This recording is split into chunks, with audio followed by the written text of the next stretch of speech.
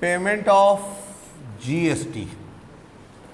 देखना, जीएसटी की payment, GST का मतलब कि आपने क्या पे करना है, आपने सीजीएसटी पे करना है, एसजीएसटी पे करना है, यूटीजीएसटी पे करना है, आईजीएसटी पे करना है और सेस पे करना है। सेस तो आपको पता है 5 साल के लिए, 5 साल बाद खत्म हो जाएगा। पान मसाला, एडिटेड वाटर, तंबाकू वगैरह कुछ चीज़ों पे है। वैसे आपने आईजीएसटी पे करना है, सीजीएसटी, एसजीएसटी या यूटीजीएसटी, वैसे लास्ट सेस।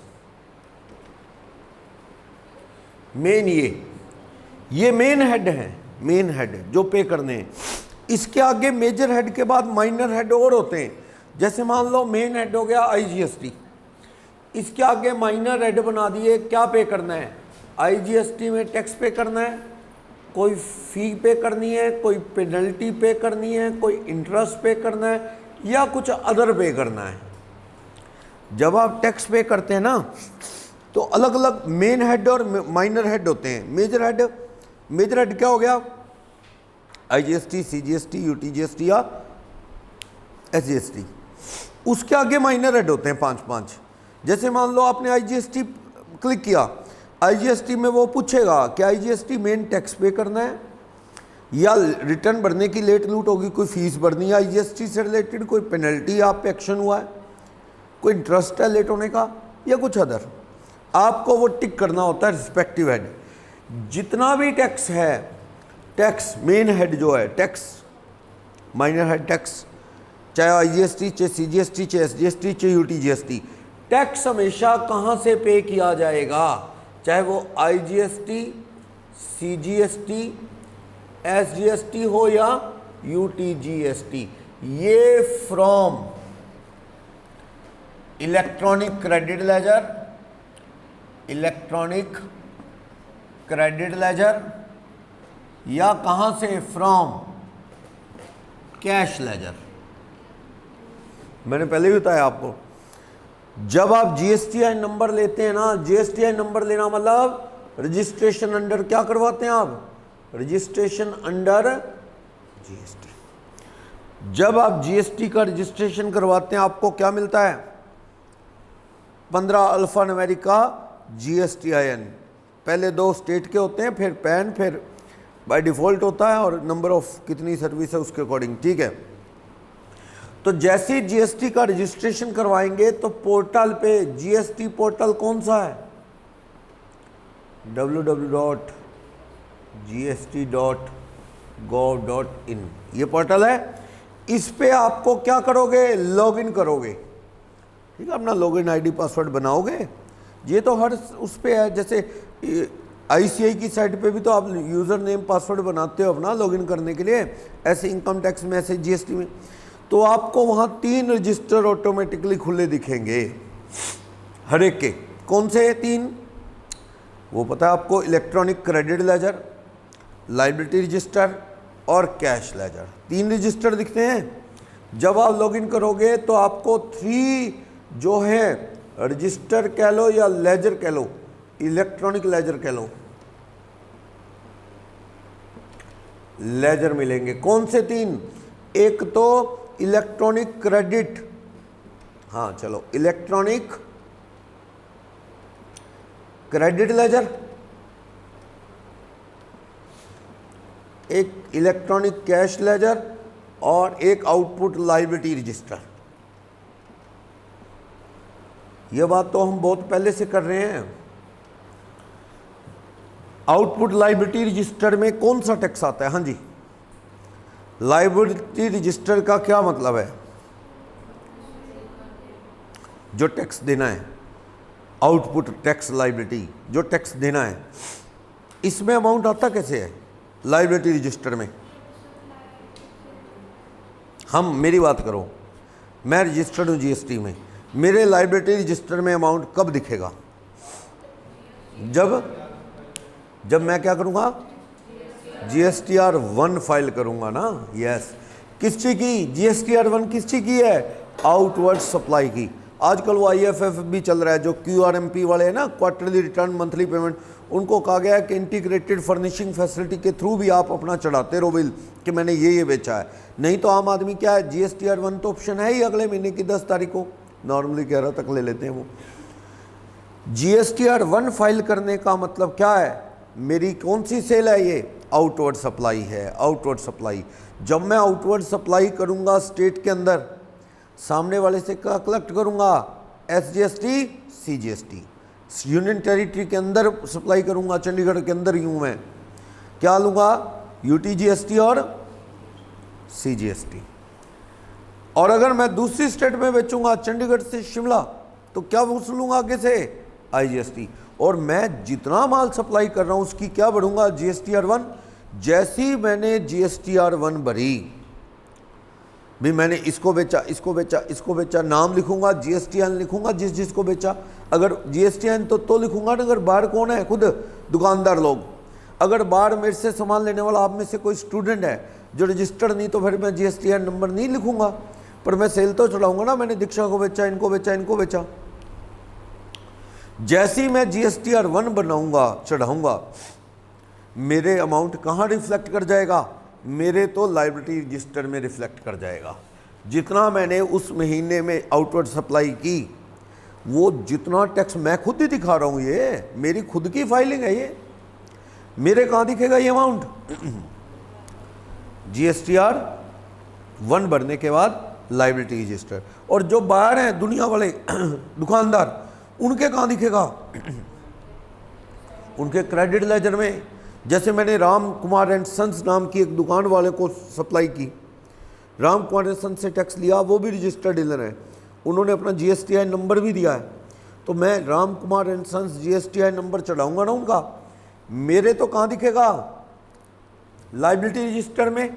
और राम कुमार एंड सन्स के कहाँ दिखेगा, क्रेडिट लेजर में, इलेक्ट्रॉनिक क्रेडिट लेजर के। तुम्हारा सुमित ने टैक्स क्या है, जमा कराया है, समझाया। अगर मान लो मैंने GSTR 1 में 2 बिल चढ़ाने रह गए किसी के, मान लो सोहन ट्रेडिंग कंपनी के बिल नहीं चढ़ाए मैंने, 5 बार माल बेचा था, 2 बार के बिल नहीं चढ़ाए, 3 चढ़ा दिए, तो मेरी भी आउटपुट लायबिलिटी कम दिखेगी। उधर सोहन ट्रेडिंग कंपनी का इनपुट क्रेडिट लेजर में क्या दिखेगा, कम। इसके लिए सोहन ट्रेडिंग कंपनी को क्या पता लगता है, जब मैं GSTR 1 पर भरता हूं तो सोहन ट्रेडिंग को GSTR 2A या 2B, ऑलमोस्ट सेम, 2A या 2B ओपन होती है। उसमें वो देखता है कि हाँ एक सुमित नाम का आदमी कह रहा है तुम्हें 3 बार माल बेचा है। सोहन चिल्लाता है, कहता 3 बार क्यों, 5 बार बेचा है, हमने 5 बार टैक्स भरा है। तो वो क्या करेगा, डिपार्टमेंट को क्या बताएगा, वो डिपार्टमेंट को बताएगा कुछ, डिपार्टमेंट कहता हमारे पास टाइम ना वेस्ट करा के, कहता तूने किससे खरीदा है, हमें क्या बता, क्या वैसा बिल है मेरे पास, सबूत है क्या, हम नहीं जानते सबूत, ऑटोमेटिक सिस्टम है ये, तू उसको जाके तंग कर, जो कौन है सप्लायर, उसको क्या पैसे वापस रखो टैक्स के, नहीं तो टैक्स चोरी का केस चलाऊंगा, कंप्लेंट करूंगा। भी मेरे से टैक्स ले लिया और GSTR 1 में चढ़ा नहीं रहे तुम, तो मेरे को क्रेडिट कैसे मिलेगा, क्योंकि सरकार की वेरी फर्स्ट कंडीशन है कि सप्लायर टैक्स सरकार को दे दे, then only recipient can avail credit. और सबूत कहीं दिखाने की ज़रूरत नहीं है। सरकार कहती है हमें आया क्या, आ गया तो तू क्रेडिट ले ले, नहीं आया तो चल फिर यहाँ से। अगले महीने अगर मान लो इस महीने तो चल कोई बात नहीं हुआ एडजस्ट, अगले महीने एडजस्ट हो जाएगा। हाँ, अगले महीने में GSTR 1 में चढ़ा दूँ, मैंने बताया था रिटर्न रिवाइज का कोई सिस्टम नहीं है GST में। अगले महीने जो 2 बिल रह गए थे ना, 2 बिल चढ़ा दो GSTR 1 में, आगे वाला क्या ले लेगा, उसका क्रेडिट। मेरे कहाँ आ जाएंगे वो 2 बिल का टैक्स, आउटपुट लायबिलिटी रजिस्टर में। क्लियर, बोलो कोई डाउट, सिस्टम ऐसे एडजस्ट होता है ना ये। और ये कैश लेजर क्या है, इलेक्ट्रॉनिक कैश लेजर या कैश रजिस्टर, क्या ये, इसमें पैसा आता कैसे है, जमा कराना पड़ेगा, इसमें कहीं नहीं कुछ नहीं आता, पैसे जमा कराने पड़ेंगे अपनी जेब से। जमा कैसे करवा दो, इसी को पार्ट बना रखा है नोट्स में, ये जमा कराने सरकार के पैसे करा देंगे, उसको कैसे कराने हैं जी, मैनुअली चलान नहीं होता, पोर्टल से निकालना पड़ता है, नेट बैंकिंग यूज़ होगी, आरटीजीएस यूज़ हो, जमा हो जाएंगे। बात यह है जमा कराने वाले को पैसे का होने चाहिए, उसके बाद जमा जुमा अपने आप करा देगा, पैसे जेब में होने चाहिए, मेन चीज़ ये है। चलो वैसे जमा कैसे होते हैं, debit card, credit card, net banking, कहीं से करा लो। वैसे ना ऐसा है, मान लो आपके पास एक ऐसे बैंक का कार्ड है, कोटक महिंद्रा का है, कोटक महिंद्रा से टाई अप नहीं है जीएसटी वालों का, तो नहीं जमा होंगे। अभी आप इनकम टैक्स भी भरो ना, हम लोग भरते हैं इनकम टैक्स, वहाँ पे नेट बैंकिंग में तो 7-8 बैंक दिखा देता है, और अगर डेबिट कार्ड यूज़ करते हैं ना तो 5-6 बैंक ही दिखाता है, बस 4-5 बैंक। उसमें से भी मैं कल परसों कर रहा था, कैनरा से डेबिट कार्ड से पेमेंट कर देते हैं टैक्स की, क्लाइंट की चलता नहीं है, वो पेमेंट फेलियर आ जाती है, स्टेट बैंक से ही पेमेंट होती है। मतलब वो देख लेंगे, वो वाले बैंक होने चाहिए जो जीएसटी में आइडेंटिफिकेशन है जिनकी, वो वाले बैंक के through net banking, debit card, credit card. Credit card में अब जमा होने लग गया, वैसे ज़्यादातर टैक्स की पेमेंट क्रेडिट कार्ड से होती नहीं है, होती है तो करा देंगे। बात यह है उससे आरटीजीएस करा दो, नेफ्ट करा दो। जब आप आरटीजीएस नेफ्ट कराते हो ना, एक मैंडेट फॉर्म भी तैयार होता है, मैंडेट फॉर्म निकलता है, वो भी आपको ऑनलाइन उसका भी डिटेल सबमिट कर देनी है, तो वो जमा हो जाएगा। वैसे एक और तरीका है, अगर आप कहते हो जी मेरे पास तो नेट बैंकिंग नहीं, जैसे बच्चे आके हमें कहते हैं जी आईसीआई का फॉर्म भरना है, हमारे पास तो ना डेबिट कार्ड है, ना हमारे पास गूगल पे या पेटीएम है, ना पेरेंट्स के पास कोई कार्ड है, आप करो, या किसी एक दूसरे दोस्त से हेल्प लेते हैं, ऐसा होता है ना। तो ऐसे जीएसटी में भी लोग हो सकते हैं कि जीएसटी नंबर तो है, पर जीएसटी जमा करवाने के लिए ना डेबिट कार्ड, ना क्रेडिट कार्ड, ना नेट बैंकिंग का, तो पैसा है जी मेरे पास, पैसा तो है, लेकिन मेरे पास कोई सिस्टम नहीं है ऑनलाइन वाला। तो क्या तरीका है, कहता है जी फिर तू क्या कर, जीएसटी पोर्टल से चालान निकाल ले। ये ऐसे नहीं है बाजार से चालान ले आओ, फॉर्म भर के जमा करा दो ना, वो चालान कहाँ से निकलेगा, जीएसटी पोर्टल पे। यानी आप जीएसटी पोर्टल पे लॉगिन करो, वहाँ पे लिखेगा जनरेट चालान, जनरेट चालान क्लिक करो, डिटेल आपकी लॉगिन के बाद अपने आप आ जाएगी, उसमें चालान का प्रिंट निकाल लो और वो चालान लेके बैंक में जाओ, पैसे जमा करा दो। कौन से बैंक में जाना है, जो ऑथराइज बैंक है। लगभग हर बैंक ने एक ब्रांच बना रखी होती है ऐसी, जिसमें इस तरह से कैश जमा हो सके, पर मैक्सिमम 10,000 पे एक बार में, एक टैक्स पीरियड में 10,000, यानी मोटा टैक्स पे करना है तो you must have net banking, credit card, debit card etcetera. Clear. आपको टैक्स जमा कराना है तो आपको 10,000 रुपये कैश जमा करा सकते हो एक बार में मैक्सिमम, बस अगले महीने फिर 10,000 करा लेना। ये नहीं चाहिए, अभी नहीं चाहिए, चल दो, अगले महीने फिर 10,000, बस इससे ज़्यादा नहीं। नहीं तो फिर कोई बात नहीं, जो सीए आपकी रिटर्न भरता है एडवोकेट, वो अपने अकाउंट से करेगा, और क्या, वो आपके अकाउंट से कैश लेगा आपसे और अपने अकाउंट से आगे डालेगा। ये तो सोल्यूशन है ही है। वैसे ज़्यादा बेस्ट है आप अपने अकाउंट से करो, नहीं तो कैश करो, आएगा कैश लेजर में। और चालान जो निकलता है वो बाजार में नहीं मिलता कि फ़ोटोकॉपी कर करके आगे यूज़ कर लो। वो चालान पोर्टल पे लॉगिन करने के बाद फिर जनरेट चालान क्लिक करोगे, प्रिंट निकले। आजकल हर जगह ऐसा है। हुड्डा में पेमेंट देनी है आपने, हुड्डा के हम लोग जैसे कोई पेमेंट करते हैं किश्तों की, हुड्डा की, वहाँ भी क्या सिस्टम है, या तो नेट बैंकिंग से कर दो हुड्डा को, क्रेडिट कार्ड डेबिट कार्ड से, या आरटीजीएस कर दो। आरटीजीएस करोगे तो उसका भी क्या निकलता है वहाँ से, चालान, जितनी पेमेंट भरनी है भर लो, फिर वो बैंक में आरटीजीएस में वो चालान जमा करा के चेक के साथ पेमेंट होगी।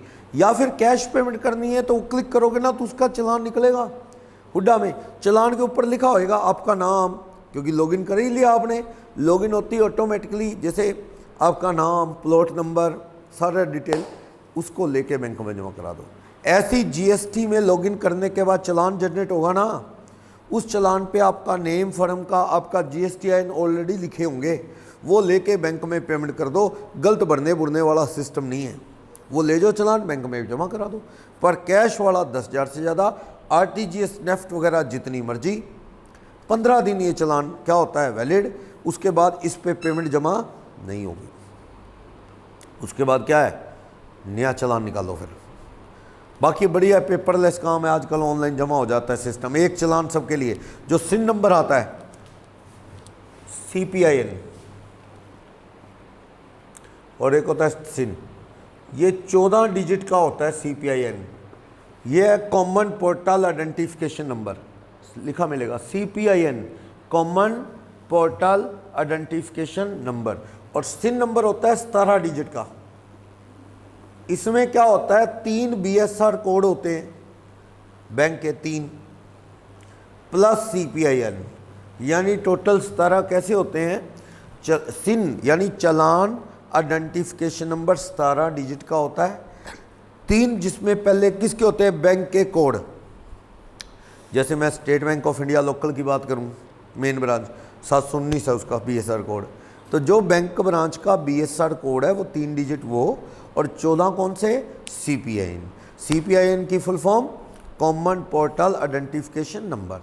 तो ये एक ना नंबर जनरेट होता है जब आप टैक्स जमा करवाओगे, उसके पेमेंट गेटवे पे टैक्स जमा कराओगे ना, तो एक चालान नंबर जनरेट हो जाता है। वो चालान आप कहीं भी, सबूत है, कहीं कल को मान लो आपके कैश लेजर में आए ना पैसे, आपके पैसे कट के जमा हो गए लेकिन कैश लेजर में रिफ्लेक्ट नहीं कर रहे, तो GST डिपार्टमेंट को कम्युनिकेट करोगे, मेल मूल डालोगे, तो वो पूछेंगे कब जमा करवाए, सिन नंबर बताओ, बताओगे ना, तो एक सबूत है ये सिन नंबर, ये चालान आइडेंटिफिकेशन नंबर।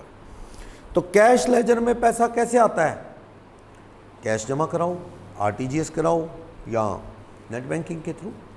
इस पैसे से क्या होगा, टैक्स पे होगा, इंटरेस्ट फाइन पेनल्टी पे होगी। याद रखना, क्रेडिट लेजर से सिर्फ टैक्स पे होता है। क्रेडिट लेजर से मतलब जो इनपुट टैक्स है, जब सामने वाले को आप टैक्स देते हो वो GSTR1 भरता है, तो आपके कहाँ रिफ्लेक्ट करता है वो पैसा, इलेक्ट्रॉनिक क्रेडिट लेजर में ना। तो इलेक्ट्रॉनिक क्रेडिट लेजर के थ्रू क्या भर सकते हो आप, आउटपुट लायबिलिटी किसकी, CGST की, SGST की, IGST की, UTGST की, सेस की नहीं भर सकते। अगर आपका कोई सेक्शन 50 किस चीज़ का था, इंटरेस्ट, सेक्शन 50 कहता है या तो 18% लगेगा या 24%। 18% कब, लेट वेट हो गए देने में 18, 24 कब, जब गलत क्रेडिट लिए बैठे हो आप, इनपुट बनता है नहीं, गलत क्रेडिट क्लेम करे बैठे हो, गलत कुछ भी, 24% पर annum के हिसाब से ब्याज। इंटरेस्ट पे करना है, लेट हो गए रिटर्न भरने की फ़ी पे करनी है, या कोई टैक्स टुक्स चोरी के पे पेनल्टी पे करनी है, उस केस के अंदर आपको क्या यूज़ करना पड़ेगा, कैश लेजर। वो चीज़ें क्रेडिट लेजर से नहीं भरी जा सकती। क्रेडिट लेजर में तो क्या होता है, आपका input CGST, SGST, IGST, cess वगैरह, बस टैक्स पे करने में क्रेडिट लेजर काम आएगा। कोई फाइन कह लो या फ़ी कह लो, लेट हो गए रिटर्न भरने में, कोई इंटरेस्ट, कोई पेनल्टी चोरी चारी की एंड अदर, ये चीज़ें भरनी है तो कहाँ से भरनी पड़ेगी आपको, कैश लेजर। कैश लेजर में पैसा कैसे आता है, जमा कराना पड़ेगा आपको। कैसे कराना है, मोड ऑफ डिपॉजिट बता दिया। और एक बात, जो TCS TDS भी आपके कैश लेजर में दिखता है। हाँ जी, TDS TCS ICI ने सीधा लिखा है, हम इस पे क्वेश्चन नहीं पूछेंगे, पर दे हर जगह रहे हैं। TDS TCS इसमें भी देंगे। TDS TCS कब, हाँ जी, TDS का सेक्शन GST का 52, कौन किसका काटता है, सरकार, किसका, कॉन्ट्रैक्टर का, कितने %,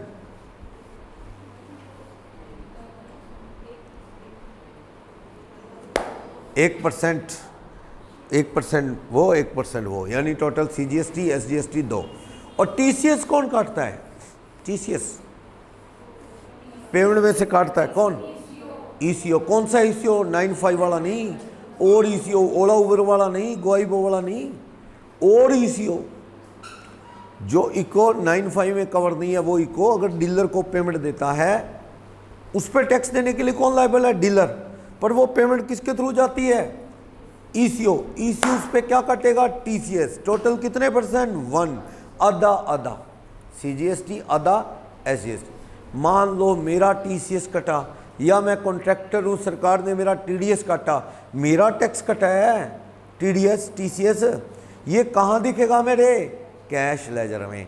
कल को GST भरना बनता है तो मैं कहूँगा ये लो जी TDS कटा हुआ है या TCS कटा हुआ है, वो एडजस्ट हो जाएगा। यानी TDS TCS collected by other party will reflected in the cash ledger of a dealer. Credit ledger में नहीं जाएगा, ये कहाँ दिखेगा, कैश लेजर में। समझ आई बात। और ये जो मैं कह रहा हूँ ना 10,000 से ज़्यादा एक टैक्स पीरियड में कैश जमा नहीं हो सकता चालान के थ्रू बैंक में। 10,000 हो सकता है, लेकिन एक्सेप्शनल केसेस में 10 से ज़्यादा भी हो सकता है। कई बार एक ऑफिसर ने रेड रूड मारी, बंदे पे रेड मारी और उसका ना अटैचमेंट कर दी प्रॉपर्टी वगैरह, टैक्स चोरी है ये वो, तो ऑफिसर कहता है इसका टैक्स भरवाओ।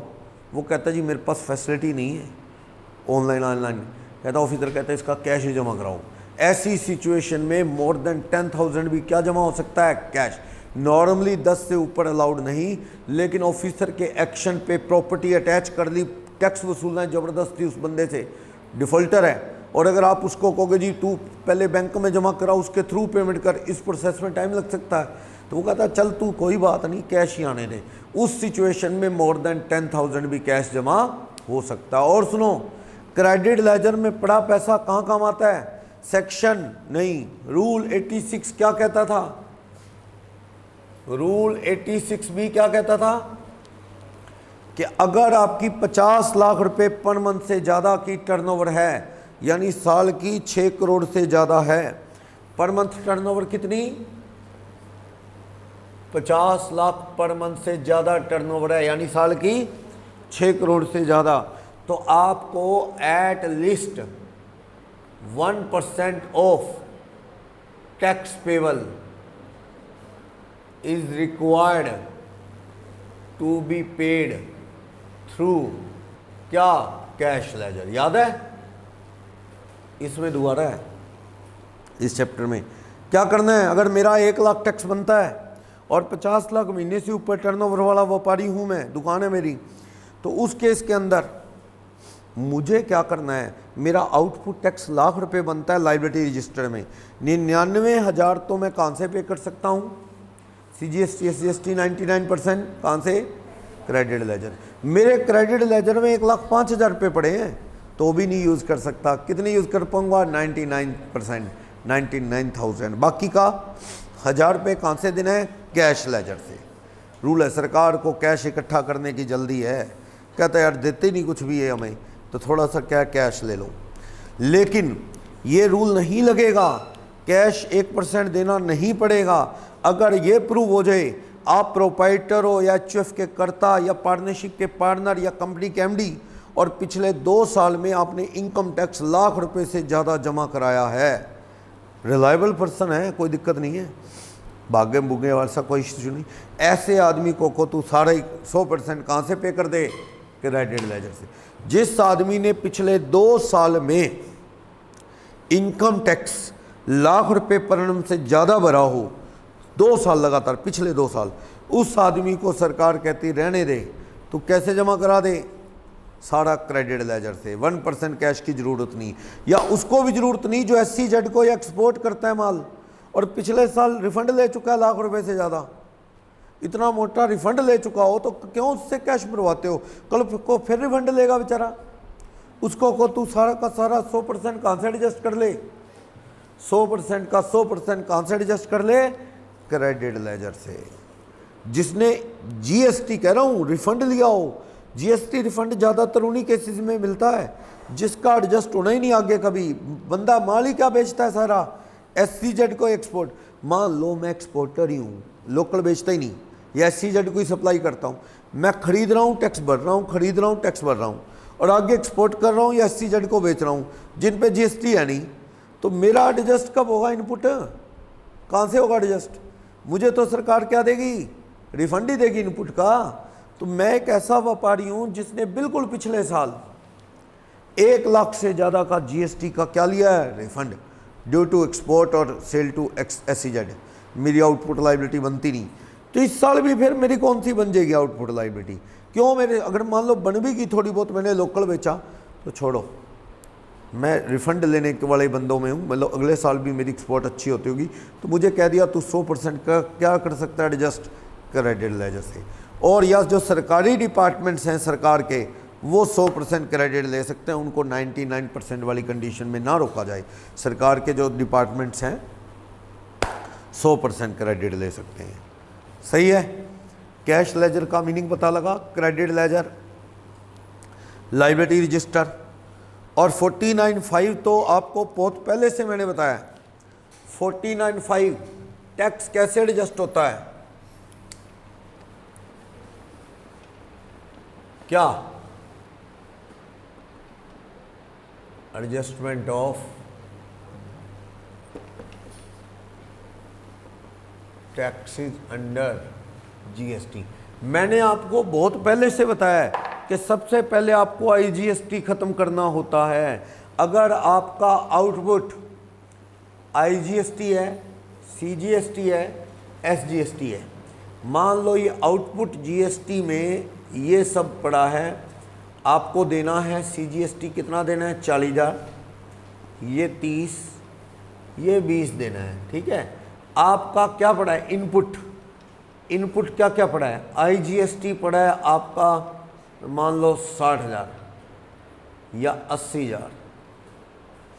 आपका सीजीएसटी इनपुट पड़ा है मान लो 20,000 और एसजीएसटी पड़ा है आपका मान लो कि 5,000। हाँ जी,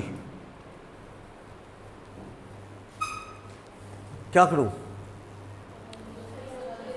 आउटपुट आईजीएसटी देने के लिए सबसे पहले क्या यूज करूं? इनपुट। कितने रुपए? मेरा तो आईजीएसटी कितना पड़ा है? मान लो 60 पड़ा है,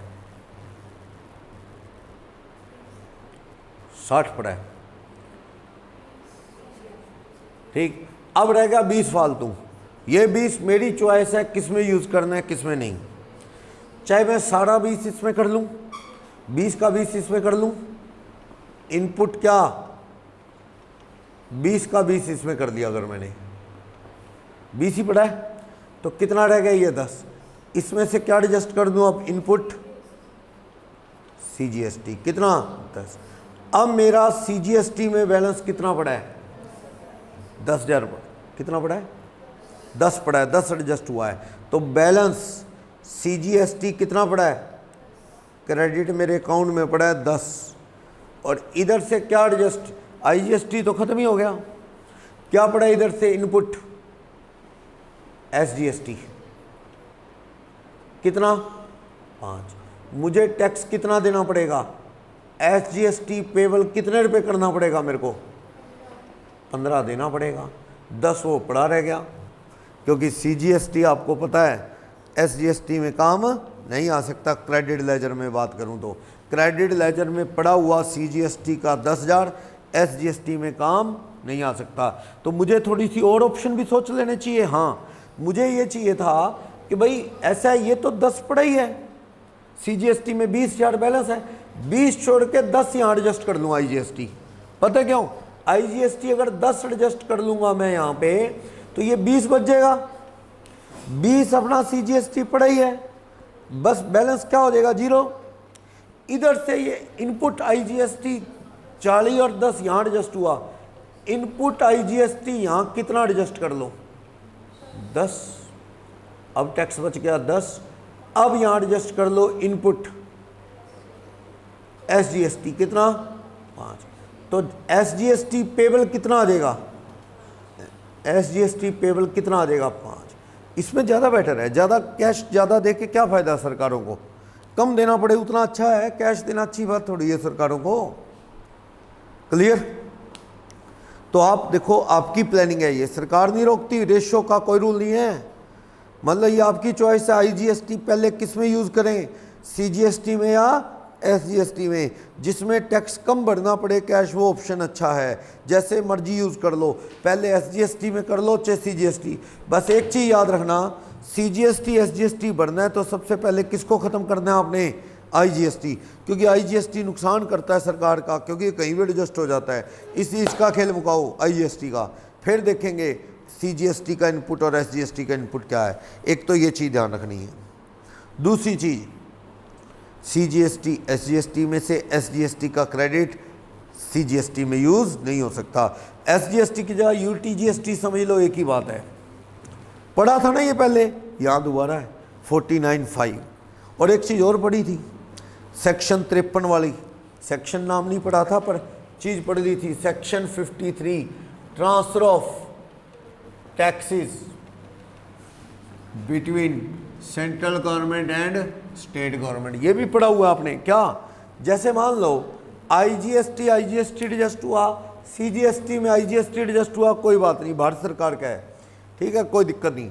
लेकिन ये क्या, स्टेट गवर्नमेंट के टैक्स में क्या एडजस्ट हो गया, 10,000 का आईजीएसटी, और हरियाणा सरकार लोकल को कितने पैसे मिले, 5। एसजीएसटी एडजस्ट हुआ तो कोई तकलीफ नहीं है उनको। लेकिन ये क्या, एसजीएसटी की पेमेंट कहाँ से होगी, क्रेडिट लेजर में पड़ा हुआ आईजीएसटी, इसमें कौन किसको पैसे ट्रांसफर करेगा, Haryana state government, Haryana state Bharat सरकार को देगी या सेंट्रल गवर्नमेंट हरियाणा सरकार को देगी, क्या कहते हो, सेंट्रल हरियाणा को, यस। क्योंकि आप देखो ना, बंदे ने ये वाला टैक्स किसकी जेब में डाला है, आईजीएसटी, भारत सरकार, और इस भारत सरकार लिए बैठी है, और बंदा व्यापारी इसका काट रहा है 10,000 रुपये, कहाँ से, स्टेट गवर्नमेंट के टैक्स से। हरियाणा को तो नुकसान हो रहा है, तो ये भारत सरकार से कौन ले लेगी, हरियाणा सरकार। पर ये हमें करके नहीं दिखाना, ये पोर्टल अपने आप करता है। आप तो 49(5) वाली एडजस्टमेंट करो, अपने हिसाब से बता दो सरकार को कैसे एडजस्ट कर रहे हो, कर लो। ये सेक्शन 53 है ट्रांसफ़र का, टैक्स एक दूसरे को कैसे ट्रांसफ़र करेंगे, करते रहेंगे, समझे बात, बोलो कोई डाउट, ये चीज़ पता लगी। वैसे जो अपना कैश लेजर होता है ना, उसमें भी हेड बने होते हैं। जैसे मैं पैसे जमा कराऊंगा तो वो मेरे से पूछते हैं कहाँ जमा कराने हैं, सीजीएसटी में, एसजीएसटी में, आईजीएसटी में, ऐसे, या टैक्स ब्याज व्याज क्या, कल को उसमें से उठा के पेमेंट हो जाएगी। मान लो मेरे कैश लेजर में सीजीएसटी में पड़े 20, एसजीएसटी में पड़े 30, आईजीएसटी में पड़े 40, कल को जो लायबिलिटी रजिस्टर का टैक्स पे करना है इनसे कर लो। पर क्या दिक्कत है, मान लो मेरे लायबिलिटी रजिस्टर में सीजीएसटी 40,000 है, लेकिन कैश रजिस्टर में सीजीएसटी हेड में कितने रखे मैंने जमा कराए, 20, आईजीएसटी और एसजीएसटी में पड़े, एक दूसरे में यूज़ हो जाएंगे। वैसे एक बात है, ये हेड बनाते क्या बेवकूफ़ है, कैश में हेड क्यों बना रहे हैं, जब मैं कैश ही जमा करा रहा हूँ, मैं कहीं मर्जी यूज़ करूँ। क्रेडिट लेजर में एडवाइस आता है तो समझ में आता है, ठीक है ना, क्रेडिट लेजर में तो एडवाइस आना ही है, क्योंकि अपन ने उसको सामने वाले को कौन सा टैक्स दिया, सीजीएसटी, एसजीएसटी, आईजीएसटी, तो वो कहाँ दिखेगा, आपके क्रेडिट लेजर में एडवाइस दिखेगा ना, तो उसको एडवाइस ही यूज़ करेंगे सेक्शन 49(5) में। लेकिन जो मैं कैश जमा करवा रहा हूँ मेरे कैश रजिस्टर में, उसमें ब्रेकअप क्यों मांगते हो, मैं कहीं मर्जी यूज़ करूँ, कहते भैया ब्रेकअप मांग रहे हैं, बाकी तू ऐश कर, कहीं मर्जी यूज़ कर। तो फिर उलझा तो दिया ना बच्चे को फालतू में, कहते हैं हाँ कहीं यूज़ कर ले। भाई कैश लेजर में किस हेड में पड़ा है क्या मायने रखता है, मेरे कैश, मैंने कैश जमा करवाया, मैंने जो ब्रेकअप बनाया ना, क्या हुआ, 30 90,000 जमा करा दिया मैंने 30 कहाँ दिखा दिया भी मैं जमा करा रहा हूँ बैंक में, कहाँ, एसजीएसटी 30, सीजीएसटी 30, आईजीएसटी। कल को मेरा आईजीएसटी 70,000 बनता है, तो मेरे कैश लेजर में तो आईजीएसटी कितना पड़ा है, 30, क्या मैं 40,000 और जमा कराऊँ, जबकि एसजीएसटी सीजीएसटी पड़े हैं 30 यूज़ हो जाएंगे, वो आराम से हो जाएंगे। एक स्टूडेंट कहता अभी आप कह रहे थे नहीं होते, भैया वो और चीज़ है, वो तो क्रेडिट लेजर से एडजस्ट करने का सेक्शन है ये 49(5) कि क्रेडिट लेजर में सीजीएसटी पड़ा है इनपुट, एसजीएसटी पड़ा है आईजीएसटी, उसको कैसे यूज़ करना है, पहले क्या एग्जॉस्ट करना है आपने, आईजीएसटी। पर कैश लेजर तो ड्रामा है, मेरे पैसे मैंने जमा कराए 90, मैं कहीं मर्जी कोई मर्जी लायबिलिटी भरूँ। जीएसटी वाले कहते हैं नाराज मत हो, कैसा मर्जी यूज़ कर दे। मैंने कहा यार ये हटा दो ना, ऐसे लोग कन्फ्यूज होते हैं, क्या चलो चल रहा है, बाकी कोई दिक्कत नहीं है, कहीं मर्जी कर दे। दो बातें हैं, कई बार स्टूडेंट इसी में उलझा रहता है कि कभी तो कहते हो एडजस्ट हो जाएगा, कभी कहते नहीं। भाई कैश लेजर वाला जैसे मर्जी यूज़ कर लो। पुराने टाइम पता क्या होता था, सुनो, पुराने टाइम में दिक्कत होती थी क्या, जैसे मान लो मेरे को एक रफ आइडिया है कि मुझे क्या देना है, मुझे सीजीएसटी देना है 50,000 देना पड़ेगा, और एक ब्याज भरना है मुझे 10,000, मेरे को ये आइडिया है। मैं 60,000 रुपये जमा करवाता हूँ, 10,000 रुपये इंटरेस्ट के नाम से, 50,000 सीजीएसटी के नाम से, ठीक। बाद में क्या हुआ, जब हिसाब किताब किया तो पता लगा मेरा इंटरेस्ट का जो अमाउंट है वो तो है ही नहीं, सीजीएसटी भरना है मैंने 60,000 का क्या भरना है, CGST। पर कैश लेजर में मैंने किस हेड में जमा करवाया 50,000, CGST। 10 किस में जमा करवाया, इंटरेस्ट भरूंगा।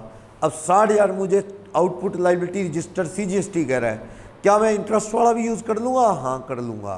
पुराने टाइम में ऐसा नहीं होता था। पुराने टाइम में पता है वो क्या कहते थे कि तेरा 50,000 CGST में पड़ा है, कैश लेजर में 10 कहाँ पड़ा है, इंटरेस्ट में पड़ा है। ऐसा कर 10,000 का तू रिफंड ले ले, ब्याज का रिफंड कर ले और 10,000 रुपये CGST हेड में और डाल। ड्रामा ही है। मैं 10,000 रुपये रिफंड लूँ ब्याज के और फिर 10,000 रुपये और डालूँ, फ्री समझ रखा अपने को भाई, राउंड ही मारे जाओ और लगे रहो पोर्टल पे। भाई तुम्हारी ना समझिए ऐसे हेड बना रखे हैं फालतू कैश लेजर के अंदर। सरकार कहती कोई दिक्कत नहीं, डाल दिया ना तूने 50 और 10 60 डाल दिया ना, 60 से तू टैक्स भर ले, कौन रोकता है। यानी अब वो जमाना गया कि भैया 10 तू रिफंड ले ले इंटरेस्ट हेड वाला और 10 और जमा करवा दे CGST हेड में, अब वो नहीं चलेगा। अब क्या कहीं भी यूज़ करो, कैश लेजर का पैसा जैसे मर्जी यूज़ करो, बात ये है। लेकिन क्रेडिट लेजर में ज़बरदस्त पंगा है। CGST SGST से, SGST CGST से नहीं हो सकता। जब भी मैं SGST की बात कर रहा हूँ तो मैं UTGST की भी बात कर रहा हूँ, क्योंकि एक ही रूल है। पहले क्या एग्जॉस्ट कर दो, पहले IGST एग्जॉस्ट कर दो, IGST खत्म कर दो। पढ़ा था ना पढ़े, बोलो। इस तरह से टैक्स की पेमेंट करनी है। 49(5) में कहता है ऐसे करके आपको एडजस्ट करना है। पहले क्या करना है एडजस्ट, बाद में क्या करना है। Mode of payment of tax क्या है। वैसे ना टैक्स सरकार के अकाउंट में कब क्रेडिट हुआ वो डेट देखी जाएगी टैक्स जमा कराने की। क्लियर। कई बार क्या होता है, आप एक चेक दिया गया है 2 दिन बाद क्लियर हो रहा है, तो जब सरकार के अकाउंट में जमा होंगे ना पैसे GST वालों के, तब पेमेंट दी मानी जाएगी बस। क्लियर। यानी आप कह रहे हो जी मैं तो बैंक में चेक दिया इतना, सरकार के अकाउंट में आपके अकाउंट से कट के कब क्रेडिट हो रहे हैं, तब माना जाएगा कि हाँ तेरे पैसे आ गए हैं। बैंक अपने आप कहाँ रिफ्लेक्ट कर देगा वो पैसे, आगे सरकार के ट्रांसफ़र कर देगा GST डिपार्टमेंट को, और GST डिपार्टमेंट आपके कहाँ दिखा देगा जमा पैसे, कैश लेजर में दिखा देगा। समझ आया ये सारा प्रोसीजर। नोट्स के अकॉर्डिंग देख लो। कहता है बेसिक अंडरस्टैंडिंग के अलावा कैश लेजर क्या है, कैसे यूटिलाइजेशन करना है, क्रेडिट लेजर क्या है, 86 एक क्रेडिट लेजर का कैसे यूज करेंगे, सारी चीजें पढ़ने जा रहे हैं। बस है तो जो काम का था मैंने बता ही दिया वैसे आपको, कोई ज्यादा कुछ है नहीं। फॉर्म है, टैक्स जमा कराना है, उसका PMT ये एडजस्ट करना है, 09 है एडजस्ट करना है ना। मान लो कैश लेजर में पड़ा है अलग हेड में, जमा देना है अलग हेड में, तो वो PMT 09 फॉर्म होता है, उसके थ्रू पेमेंट हो जाती है, कोई बड़ी बात नहीं है। चलो कहता है ये टैक्स कैसे ट्रांसफ़र होगा, ये सारी बातें इको का भी रूल बता रहा है, सेक्शन 50 ब्याज का बता रहा है। सबसे ज़्यादा ज़रूरी है 49(5) यूटिलाइजेशन ऑफ ITC बता चुका हूँ। नीचे पढ़ो बेसिक अंडरस्टैंडिंग क्या बता रहा है। Under GST system intra state supply में क्या लगेगा, पेज 1 पे ही, इंट्रा स्टेट सप्लाई में CGST और SGST लगेगा और सरकारों को जाएगा स्टेट और सेंट्रल को। यूनियन टेरिटरी में CGST और UTGST लगेगा। UTGST भी भारत सरकार का ही टैक्स है। सेकंड, इंटर स्टेट सप्लाई में क्या जाएगा, IGST, CGST SGST नहीं जाएगा। कहता थर्ड, इसके अलावा टैक्स के अलावा क्या जाता है, interest, penalty, fee and other e ledger. और एक बात, जो ये इंटरेस्ट जाता है ना सेक्शन 50 में 18%, 24%, ये ऐसे है। देखो मैंने रिटर्न नहीं भरी, टैक्स नहीं दिया, मेरा आउटपुट लाइबिलिटी में 40,000 टैक्स पड़ा है। सुनो, आउटपुट लाइबिलिटी रजिस्टर मेरा कितना टैक्स दिखाता है, 40, लेकिन मेरे क्रेडिट लेजर में पड़े हैं 30। देखा जाए तो मैं एडजस्ट करके 10 ही भरने वाला हूँ, मैं लेट हो गया 1 महीना। बोलो ब्याज कितने पे लगेगा, 10 पे। पहले 40 पे लुटा इन्होंने खूब 5 साल दुनिया को, ग्रोस पे लगाते रहे। भाई एक बात है, मैंने आपको देने हैं 10 लाख रुपए, मेरे क्रेडिट लेजर में 9 लाख पड़े हैं, तो रियल मायने में तो मैंने लाख रुपए सरकार को देना है। मेरा ही पैसा आप लोग रखे बैठे हो, किसी पराये आदमी के पास थोड़ी पड़ा है, तुम्हारे पास ही पड़ा है मेरा। मैंने जो जिसको दिया उसने आपको ही दिया है, आप ही रखे बैठे हो मेरा 9 लाख, कहीं और तो नहीं पड़ा। और 10 लाख रुपए मेरे आउटपुट लाइबिलिटी में, तो लाख रुपए नेट पे ही ब्याज लगाना चाहिए ना। 5 साल तक इन्होंने दुनिया को खूब लूटा, ग्रोस पे लगाते रहे, लूट मचा रखी थी ज़बरदस्त जीएसटी वालों ने। लोग समझा रहे हैं, सरकार समझना नहीं चाहती, समझने कान बंद कर लेते हैं, आंखें बंद कर लेते हैं।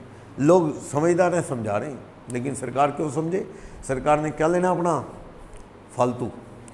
अब जाके उन्होंने कर दिया पिक्चर क्लियर कि नहीं नहीं, अब जो हो गया हो गया, अब छोड़ो। लेकिन अब हम नेट पे लेंगे 40 माइनस 30 10 पे, 10 लाख माइनस 9 लाख 1 पे। बट अगर ऑफिसर ने एक्शन लेके आपको पकड़ा उसमें, तो फिर ग्रोस पे आप कहते जब एक्शन ले तो लिया ही, तो मैं मेरे से सुन भी लो, मैंने वहाँ से खरीदा है, बिल भी पड़े, क्रेडिट भी तो दे दो। नहीं देंगे क्रेडिट, बताया था ना, क्रेडिट नहीं देंगे डिफॉल्टर को।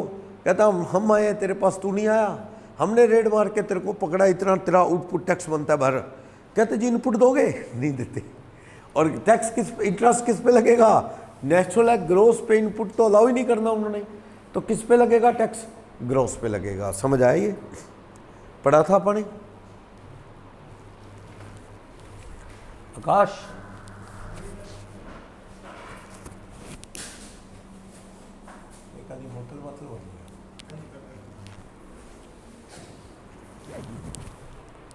चलो आगे चले।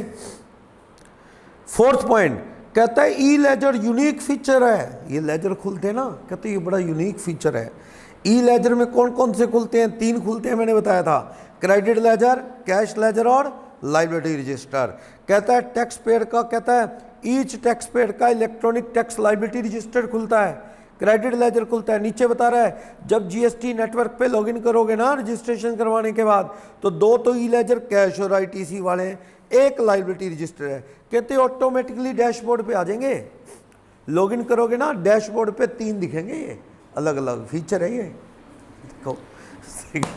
सेक्शन 49 क्या कहता है? डिस्कस, सेक्शन 49 डिस्कस करता है 3 लेजर।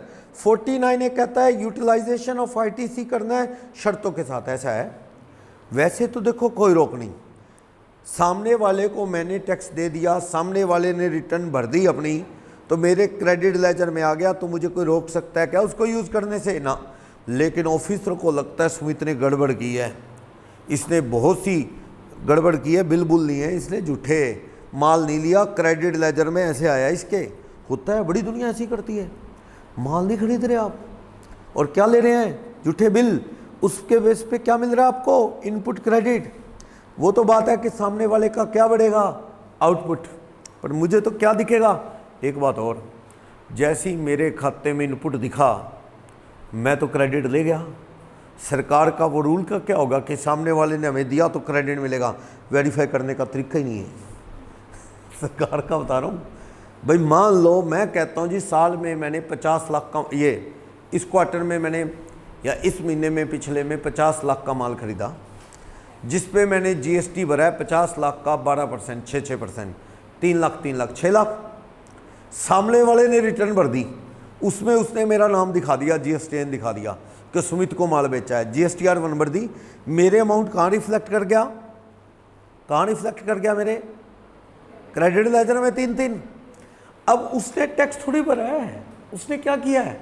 उसने तो जीएसटीआर 1 भरी है, टैक्स तो भी उसने 3 भी भरनी थी, उसमें हिसाब करके टैक्स देना तो उसने दिया ही नहीं, दिया ही नहीं। मैं तो क्रेडिट ले गया, मैं तो क्रेडिट ले गया ना, कौन रोकेगा मेरे को? और ऐसा कोई क्रॉस वेरिफिकेशन सरकार का सुपर फ्लॉप सिस्टम है, कोई वेरिफिकेशन नहीं। अगले ने जीएसटीआर 1 भर दी, मेरे कहाँ गया? क्रेडिट लेजर में। अब मेरी खुद की समझ है मुझे क्रेडिट लेना चाहिए कि नहीं, क्यों नहीं लूँगा? मैं तो लूँगा। मैंने कहा मैंने तो भर दिया, जबकि सरकार कहती है भरने से कुछ नहीं होता, आगे वाला हमें दे तो मिलेगा क्रेडिट। आगे वाला दे नहीं रहा, सरकार के पास इनपुट आउटपुट मैच करने की तरीका ही नहीं है। लोग लाखों रुपए का क्रेडिट ले रहे हैं ऐसे, और सरकार रेड मार मार के पकड़ती है, कहते तूने जिसको दिया था। पता क्या है, सुनो हो क्या रहा है। राजस्थान के ब्यावर में, ब्यावर सुना है? एक जगह ब्यावर, श्री सीमेंट का प्रोजेक्ट भी है जयपुर के आगे। श्री सीमेंट का प्रोजेक्ट भी है, ब्यावर फेमस जगह है, इंडस्ट्रियल एरिया है राजस्थान में। वहाँ का एक व्यापारी है, जीएसटी में रजिस्टर्ड है, आपको कहता है हाँ जी सीमा का टैक्स बहुत ज़्यादा, मतलब ये सॉरी दीक्षा का, आपका नंबर मेरे पास इस नाम से भेड़ है भाई चंद मदर के नाम से। चलो तो क्या है, मान लो दीक्षा का टैक्स बनता है 25 लाख रुपए, दीक्षा का टैक्स 25 लाख बनता है। ब्यावर का व्यापारी कहता है कितने बिल लेने हैं आपने, 25 लाख रुपए के बिल दे दूं। आईजीएसटी के बिल दे देता है 25 लाख रुपए के। कहता आप चिंता क्यों करते हो, 25 लाख रुपए के जो बिल है मैं आपको दे रहा हूँ, 25 लाख रुपए के बिल, उसको मैं GSTR1 में लोड कर देता हूँ। GSTR1 में लोड कर देगा, आपको क्या मिल जाएगा, क्रेडिट। कहता मेरे को फांसी टांगेगा मैं टंग जूंगा, तू तो क्रेडिट ले, कोई बात नहीं। समझ गए, वो करोड़ों रुपए के बिल दिए जा रहे हैं लोगों को। कहता आपको लेने हैं क्या 50 लाख रुपए का बिल। कहता माल बेचा है दीक्षा को कितने का, 50 लाख रुपए का। अर्शप्रीत को कितने का, 1 करोड़ का। आप सारे क्रेडिट लो, आप क्यों टेंशन लेते हो। कहता मेरे पास आएंगे। ये कौन है बंदा जो धड़ाधड़ इतना माल बेच रहा, आउटवर्ड GSTR1 भर रहा है और लोगों को क्रेडिट दिलवा रहा है। आप कहते हैं साहब हमने तो टैक्स पे कर दिया। और ड्रामे में बताए, ड्रामा एक और भी होगा, ड्रामा ये होगा कि हमने उससे माल लिया है तो क्या दिखाएंगे, ट्रक की बुकिंग। माल लिया ना, ट्रक बुक किया जाएगा कि ब्यावर से ट्रक कितनी तारीख को चला मैं दिखाऊंगा। ट्रक वाले को थोड़े बहुत पैसे दिए, GST ई वे बिल निकाला, ई वे बिल चिपकाया, ट्रक पे जाना, ट्रक ने कहीं है नहीं, यानी रिकॉर्ड में दिखा दिया कि ब्यावर से माल लेके क्या आया था, ट्रक आया था। और मैं वो बुक की एंट्री भी पास कर दूंगा, मैंने उस बंदे को पेमेंट दे दी, साहब मैंने ब्यावर के आदमी से माल खरीदा, मैंने टैक्स पे किया, ये लो ट्रक का ई वे बिल, माल आया है, हम क्या करें, वो नहीं भर रहा। समझ गए। और उसने GSTR1 भर दी, हमने क्या ले लिया, क्रेडिट। और सरकार छापे मारती फिर रही है, उसको ढूंढती फिर रही है। कहते हैं ब्यावर का व्यापारी शेर कौन सा आ गया, हमने तो सुना छोटा सा कस्बा है ब्यावर, और ये 10 करोड़ रुपए तो क्रेडिट देगा लोगों को। ये 10 करोड़ के क्रेडिट देने का मतलब क्या है, अगर 10% टैक्स है तो इसका मतलब 100 करोड़ रुपए की सेल है। इतनी सेल कहाँ से आ गई, यहाँ ये होता है, ये हो रहा है। अब वो आप सोचो कि जी वो मारा जाएगा, वो उसको तो सरकार बर्बाद कर देगी, एक्शन। अब होता क्या है, वहाँ ढूंढने जाएंगे ना, ब्यावर के व्यापारी को मिलना नहीं। उसने GST नंबर कैसे ले रखा है, धोखे से सेटिंग कर करा के। बस स्टैंड है यहाँ पे अपना, उस सवेरा रेस्टोरेंट वाली गली में एक गुरु नानक डॉक्टर है, गुरु नानक RMP डॉक्टर है, आगे हॉस्पिटल, गुरु नानक हॉस्पिटल, शायद एक डॉक्टर है, RMP है। वो बेचारा कई दिन से पुलिस थाने में राउंड लगा रहा है, उसका YouTube पे भी कई बार आ चुका है। दिल्ली के एक आदमी ने उसके नाम पे GST ले लिया, यानी उसके कागज कुगज लगा के, उसका नाम, उसका आधार, उसका सब कुछ लगा के, क्या किया क्या जान पता नहीं, पैन पून उसका लगा के उसके नाम से क्या ले लिया, GST नंबर ले लिया। अब वो क्या कर रहा है बंदा, धड़ाधड़ करोड़ों के बिल काटे जा रहा है, लोगों को कह रहा है तू क्रेडिट ले, तू क्रेडिट ले, तू क्रेडिट ले। सरकार को भर नहीं रहा, और सरकार के नोटिस आएंगे ही, भैया तू टैक्स नहीं दे रहा हमें।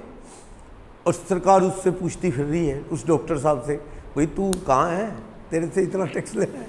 अब वो बंदे को पता ही नहीं भाई क्या हो रहा है मेरे साथ। वो बेचारा डॉक्टर है, ज़्यादा पढ़ा लिखा मैं जानता हूँ, एक आधी बार मैं भी उसके बाद दवाई लेने गया हुआ, तो बेचारा वो उस चक्कर में परेशान है। और कई बार थानों में चक्कर लगा ली, भाई मेरे को बचाओ, कौन कौन व्यापारी, मैं तो सिरसा में एक मेडिकल डॉक्टर की दुकान है मेरी, पढ़ा लिखा हूँ नहीं, GST नंबर मेरे पास कहाँ से आया, डॉक्टर को वैसे भी माफ़ है, किसी और ने ले लिया। बोलो सबसे बड़ी बात ये ना, GST नंबर लेना बिल्कुल छोटा सा काम है, पर फ्रॉड इस बड़े स्केल पे छोटे से शुरू होते हैं, ये चीज़ है। अब वो कितना बड़ा फ्रॉड करके उसके साथ बंदा तो मारा जाएगा, GST वाले उसको ढूंढते फिरें, क्योंकि उसके नाम से नंबर लेके करोड़ों रुपए के क्या काट दिए बिल, और आगे वाले क्या ले गए, क्रेडिट। सरकार को जब तक नींद खुलती है तब तक फ्रॉड हो चुका होता है। ये सब है और बहुत बड़ा काम चल रहा है। मेरे को आके मेरा दोस्त पूछता है, अश्मित यार कोई काम धंधा ही बता दे। मैंने कहा कैसे, कहता मैंने सुना GST में भी बिलिंग बुलिंग का काम करके लोग कमा लेते हैं। ये पूछ रहा है मुझसे, मैं अंदर हो जाएगा, बचाने वाला कोई नहीं आएगा। लोग ऐसा काम कर रहे हैं, मतलब ठगी, करोड़ों रुपए कमा रहे हैं, ये चीज़ है। चलो सरकार के सिस्टम पूरे फेल हैं, बड़ा कुछ हो रहा है। यहाँ पे एक जो मोबाइल वाली मार्केट है ना, जहाँ मोबाइल स्पार वेंकट हॉल वाली मार्केट, वो उस मार्केट के अंदर एक इलेक्ट्रॉनिक्स की शॉप है, मेरा स्टूडेंट ही है, दुकान का नाम नहीं बताऊंगा, स्टूडेंट है मेरा वहाँ। तो उसने इलेक्ट्रॉनिक्स में माल पिछले 2 साल में बड़ा ख़रीदा, सारा का सारा माल 2 नंबर में बेच दिया। ऑडिट होती थी उसकी मेरे पास, 2 साल से ऑडिट भी नहीं हुई। क्यों? क्योंकि वो पक्के बिल नहीं काट रहा, सेल के बिल काट नहीं रहा। सेल के बिल नहीं काट रहा तो सेल दुकान की 35 लाख 40 लाख के पार नहीं हो रही, करोड़ पार होगी तो ऑडिट होगी। मैंने अब भी पूछा, मैं कहा यार अब लास्ट डेट रहेगी, ऑडिट की लास्ट डेट है ना, आपको पता है 30 सितंबर लास्ट होती है, तो हम एक बार रिमाइंडर दे देते हैं, क्योंकि भूला बैठा हो, बिल्कुल वैसे ही स्टूडेंट को बताते हैं जी एग्ज़ाम की लास्ट डेट आ गई है, भर लो फॉर्म, कोई भूल गया हो बाद में, कहीं सर ने बताया नहीं, ऐसा करके अपन क्या क्या याद रखें अब, लेकिन फिर भी अपन ग्रुप में डाल देते हैं भी कोई रह ना गया हो। तो ऐसे ही हमने उसके अकाउंटेंट मेरा स्टूडेंट ही है, मैंने उसको फ़ोन करवा दिया, मैंने कहा भाई कोई ऑडिट आडिट तो नहीं है, एक्सपेक्टेड तो हमें नहीं थी इस बार भी, क्या नहीं इस बार भी नहीं है। हंसने लगा अकाउंटेंट, कहते माल ही नहीं बेच रहे हो, यानी माल 2 नंबर में बेच दिया करोड़ों का, खरीद के इनपुट भरते रहे, खरीद के इनपुट क्रेडिट लेजर में जमा हो गया, बेचेंगे तो GSTR 1 भरेंगे तो आउटपुट लाइबिलिटी में जाएगा, एडजस्ट होगा, और सारा उनसे माल लेने वाले कौन है? लूज 2 नंबर वाले। हाँ जी, एक तार का बंडल देना, ये देना, वो देना, सारा लूज बेच दिया बिना बिल काटे। अब दिक्कत उनको ये है कि अगर वो सेल का बिल काटते हैं तो उनको आउटपुट लाइबिलिटी जनरेट होगी, इनपुट उसका क्या होगा? एडजस्ट होगा। सारा सेल दिखाएंगे तो आउटपुट ज़्यादा ही बन जाएगा, इनपुट से टैक्स भरना पड़ेगा। अब उनके पास करोड़ों रुपए का इनपुट पड़ा है, स्टॉक पड़ा है, रियल में नहीं पड़ा, कागजों में पड़ा है। क्या?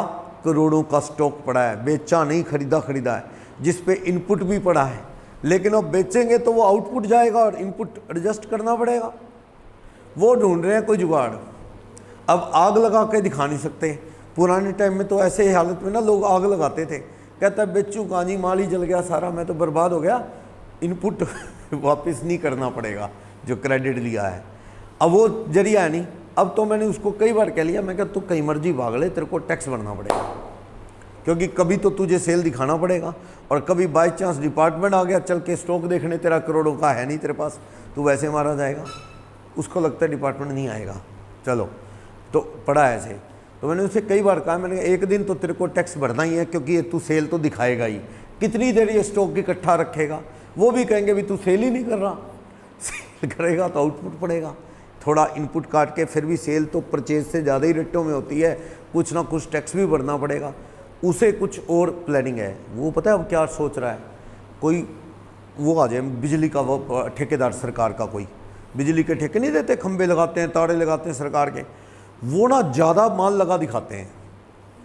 पता ही आपको सरकारी कामों में ठेकेदार क्या दिखाता है, बंडल 4 लगे हो, कहता है 7 लग गए साहब, 6 लगे तो 10 पीस लग गए, वो खर्चे ज़्यादा दिखाता है ना। अब वो खर्चे ज़्यादा दिखाता है तो उसके बाद सबूत के तौर पे क्या होने चाहिए? परचेज के बिल भी, 10 बंडल लगे तो 10 के परचेज के बिल लगे। कितने बंडल होते हैं उसके? 6, 4 बंडल उसे फालतू दिखाने हैं ना। तो अब उसे क्या चाहिए? माल नहीं चाहिए, माल तो लगाना ही नहीं, दिखाना है। तो वो क्या है, इससे आके मिलेगा, कहता हाँ जी, वो बंदे से आके मिलेगा, कहता जी नाम लेके उसका, कहता जी मुझे बिल चाहिए। वो कहता बिल दे देंगे, वो बिल दे देगा, उससे क्या वसूल लेगा? थोड़ा सा काट कूट के टैक्स, जितना 18 से भी चलो 15 ले लेगा, टैक्स ले लेगा, बिल दे देगा। उस ठेकेदार को क्या हो जाएगा? बिलों के बेस पे सरकार को दिखा पाएगा, देखो इतना माल लगा है, उसका बढ़िया हो गया काम। उस दुकान वाले का क्या बढ़िया हो गया? उसको तो टैक्स भरना ही है, 18% भरना है, मान लो 18%। जब सेल की एंट्री डालेगा 18 भरेगा, भरना पड़ेगा ही, इनपुट ले चुका है वो माल पे, सेल करेगा, आउटपुट 18 भरना पड़ेगा। अब वो क्या है, सामने वाले से अगर 15% या 12% भी वो ठेकेदार से फ्री में ले लेगा बिल देके, मान लो करोड़ों रुपए का बिल दिया उसने, दुकानदार ठेकेदार से कितना ले लिया? 12 लाख। ठेकेदार को बढ़िया हो गया, बिल दिखा देगा, 1 करोड़ रुपए खर्चा लग गया, 12 लाख दे आया, चलो बिल कितने का ले आया? 18% का। वो क्या करेगा? वो जो स्टूडेंट है वो तो 18 लाख रुपए सरकार को भरना है, पर 12 तो जेब में आ गया 2 नंबर में, 6 ही और भरना पड़ेगा। और वैसे सेल के बिल काटेगा तो 18% ही भरना पड़ेगा कभी भी। तो वो तो इंतज़ार कर रहा है कि मुझे ऐसे लोग मिल जाएं जिनको माल नहीं चाहिए, सिर्फ क्या चाहिए? बिल। कहता थोड़ा बहुत काट पीट के टैक्स दे दें, 18 महीने सरकार को देना है, मेरे को कोई 12, 11, 10 दे दें, 7-8% में ही काम चल देगा मेरा। तो ऐसे लोगों की एक दूसरे की ज़रूरत होती है। ये भी टैक्स चोरी है, ये भी टैक्स चोरी है। बड़ा कुछ हो रहा है सोसाइटी में, दिमाग लगाओगे तो दिमाग घूम जाता है, कितना कुछ कर रहे हैं लोग। सिरसा में रेड हुई है ऐसे व्यापारियों पे जो क्रेडिट दे रहे थे लोगों को, झूठे बिल। कईयों पे हुई है, इधर अपना काठमंडी की तरफ भी बड़े लोगों पे रेड हुई है, छापे पड़े हैं कि लोग क्या है झूठे क्रेडिट के बिल दे रहे हैं। इलाहाबाद में उस साइड भी रेड हुई है, जमाल साइड भी करोड़ों के क्रेडिट के बिल दिए जा रहे हैं लोगों को। कबाड़ बेचा मैंने, और बेचा बुचा होता नहीं, बाद में डिफॉल्टर हो जाता है सरकार का, समझ गए। ये बिल्कुल वैसी है, सुनो, ये बिल्कुल वैसी है। एक आदमी ने किसी का मर्डर कर दिया, ठीक है, मर्डर कर दिया, भागा फिर मैं क्या करूं, मेरा नाम आएगा। सामने वाला कहता है तेरा मर्डर अपने सिर ले लूं, बोल क्या देगा, मतलब 50 लाख। क्या चल ठीक है। वो कहता थाने में, कहता हमने मारा है, हमें बदतमीजी से बात कर रहा था। वो बदमाश कहते हैं हमने मारा है। बदमाश कहता हमारे तो 6 कत्ल पहले चल रहे हैं, केस 7 चल देंगे, हमें क्या है, हमारे तो 6 चल रहे हैं, इस भाई का भला हो जाएगा, 50 लाख दे। वो भाई कहता 50 लाख दे के जेल जाने से बच जाऊँगा। और बदमाश तो सरेआम है, वो तो उनमें तो होड़ लगी क्रेडिट लेने की, भी हाँ हमने मारा है। मैंने आपको शायद बताया, जब स्कूल लाइफ में था, बेअंत सिंह पंजाब के सीएम थे, बड़े अच्छे सीएम थे। उन्होंने बड़े मतलब वहाँ भटके बुले लोकल लोग ही होते हैं, आतंकवादी और कौन होते हैं जो भटके जाते हैं उनको भड़का देते हैं। बड़े मारे उन्होंने, इधर से उठाए, बठिंडा वाले उठाए अमृतसर में मार दिए, अमृतसर वाले लड़के उठाए बठिंडा में आके मार दिए। वो लड़के होते थे जिनका ब्रेन वॉश करके आतंकवादी बना दिया था, खालिस्तानी ये वो। तो उधर से चके उधर मार दिए, उधर चके उधर, सारा शांत हो गया, सारा टेररिज्म ख़त्म कर दिया। अब वो ये टेररिस्ट लोग उनको कहाँ छोड़ेंगे। सुसाइड बम्पर ने उनको चंडीगढ़ कार के बाहर उड़ा दिया, बेअंत सिंह शहीद हो गए। उसके बाद ना होड़ लगी, कोई फ़ोन करके कह रहा है जी हमने मारा है, फिर दूसरे ग्रुप वाले कह रहे हैं हमने मारा है। इस तरह से एक होड़ चल पड़ी। और मैं बड़े हैरानी से सुना करता उस ज़माने में बच्चे इतने इंटेलिजेंट नहीं होते थे जिस आज होते हैं। आज 2-2 ढाई साल के बच्चे को सारी समझ होती है, भी कोई मजाक में टोन में बोल रहा है या सीरियस मोड में बोल रहा है। पहले तो ऐसे नहीं होता था, नेट वेट होते नहीं थे। अब तो बच्चे आधी एज में सियाने हो जाते हैं मान के चलो। तो हमें लगता है यार ये पता नहीं क्यों कहते हैं, कौन जिम्मेवारी ले रहा है, ऐसे क्यों लेगा। और 8वीं 9वीं 10वीं की बात होगी, मतलब कोई जल्दी बहुत बचपन की बात नहीं। हम बड़े हैरान होते थे, भी ये कह रहे हैं हाँ हमने मारा है, भाई ऐसे क्यों कह रहे हैं, ये डरते नहीं है हमने मारा है। बाद में पता लगा इसका भी क्रेडिट होता है, भी बड़े बदमाश कहते हैं हमने मारा है, हमने बड़ा कांड कर दिया, क्रेडिट मिलेगा, नाम चलेगा मार्केट में, हमने मारा है। अब पता लगता है भी इनमें भी होड़ है। तो वो कत्ल भी आधे अपने नाम ले लेते हैं लोग, ये फैक्ट है मार्केट के अंदर। पुलिस वाले भी ऐसे ही करते हैं, पुलिस वालों से कोई रोड नहीं ब्लॉक कर देते लोग, रोड बंद कर दी पुलिस वालों ने, छुड़वा रहे लोगों, कह रहे हैं रास्ता जाम कर दिया, हल्ला हो रहा है, मीडिया आ रही है, नेता आ रहे, पुलिस की नाक में दम हो रहा है, रोड क्यों बंद की है। कहते चोर नहीं पकड़े, जब थाने के पास चोरी होगी, 4 चोरियाँ होगी, चोर नहीं पकड़े। थाने वाले बड़े परेशान, भैया बदनामी हो रही है, रोड जाम कर दी लोगों ने, सीएम तक बात जाएगी, मीडिया आ रही है। वो क्या करते हैं, कहते हैं चलो फिर तरीका करो, एक बंदा और पकड़ा हुआ है उन्होंने, ठीक है, किसी और केस में पकड़ा, बदमाशी कर रहा था रोड पे, उसको पिटा थोड़ा सा, कहता तेरी पूरी साथ देंगे, तेरी पूरी हेल्प करेंगे, तू कह दे मैंने चोरी की है। क्या बाबूजी मैंने नहीं की, 2 लगाई उसके। क्या मानता है कि नहीं। क्या तेरे को खूब सेवा पानी करेंगे, रखना तो अब नहीं है तुझे अपने पास, प्यार से रखेंगे, तू मान जा मैंने चोरी की है। वो मान जाता, कहता हाँ हमने ताले तोड़े थे। पुलिस कहती जी मामला सुलझ गया, चोर पकड़ा गया, पुलिस के काबू में। 2 दिन में पुलिस ने क्या कर दिया, मामला सुलझा दिया। सुलझा सालझा कुछ नहीं होता, वो पीट के किसी और को किसी और जुर्म में बना दिया होता है। ये फैक्ट है। आधे केस तो ऐसे रिजोल्व होते हैं पुलिस वालों के, पकड़े पकड़े नहीं जाते। जिस पे जोड़ होता है ना, वो मर्डर उसने दूसरे का किया होता है, जोड़ लग रहा है कोई किसी और के मर्डर का, कहता है यार तू ये वाला मर्डर छोड़, तू वो वाला मान जा, भी मैंने वो वाला किया है, तूने मर्डर नहीं किया है, हमारा पीछा छोड़ देगा। उसने किया था रिक्शा वाले का, मनवा दिया इंडस्ट्रियलिस्ट का किया है, क्योंकि हल्ला हो रहा है, कहा तू वो मान जा इंडस्ट्रियलिस्ट को मैंने मारा है, बस हमारा काम आसान हो जाए। वो कहता आप तो इकट्ठे ही रहने हैं, यहीं रहना तूने हमारे पास। वो कहा चल ठीक है, ख्याल रखना मेरा, मान जाता हूँ। ऐसे चल रहा। तो ये जीएसटी वालों का भी हाल ऐसे ही है, बड़ा फ्रॉड हो रहा है, ये सारे सुपर फ्लॉप हैं। ऑटोमेटिक क्रेडिट चेक करेंगे जी, ये हो जाएगा, जो कुछ नहीं हो रहा, सब ले रहे हैं। और ये सेल्फ असेसमेंट है, ये आपकी समझ है, सुन लो, ये आपकी समझ है क्रेडिट किसका लेना है किसका नहीं लेना। आपको लेना नहीं चाहिए क्रेडिट, लो तो देखो यही कहता है कि मैंने अगर इनपुट मेरे लेजर में दिख रहा है, मुझे क्रेडिट नहीं लेना चाहिए अगर सामने वाले ने टैक्स नहीं भरा। सरकार कहती तू अपनी समझ से क्रेडिट ले रहा है, ले ले अपनी समझ से, अगर सामने वाले ने हमें टैक्स ना भरा हुआ ना तो विद इंटरेस्ट तेरे को वापस देना पड़ेगा, तो अपनी समझ से ले ले।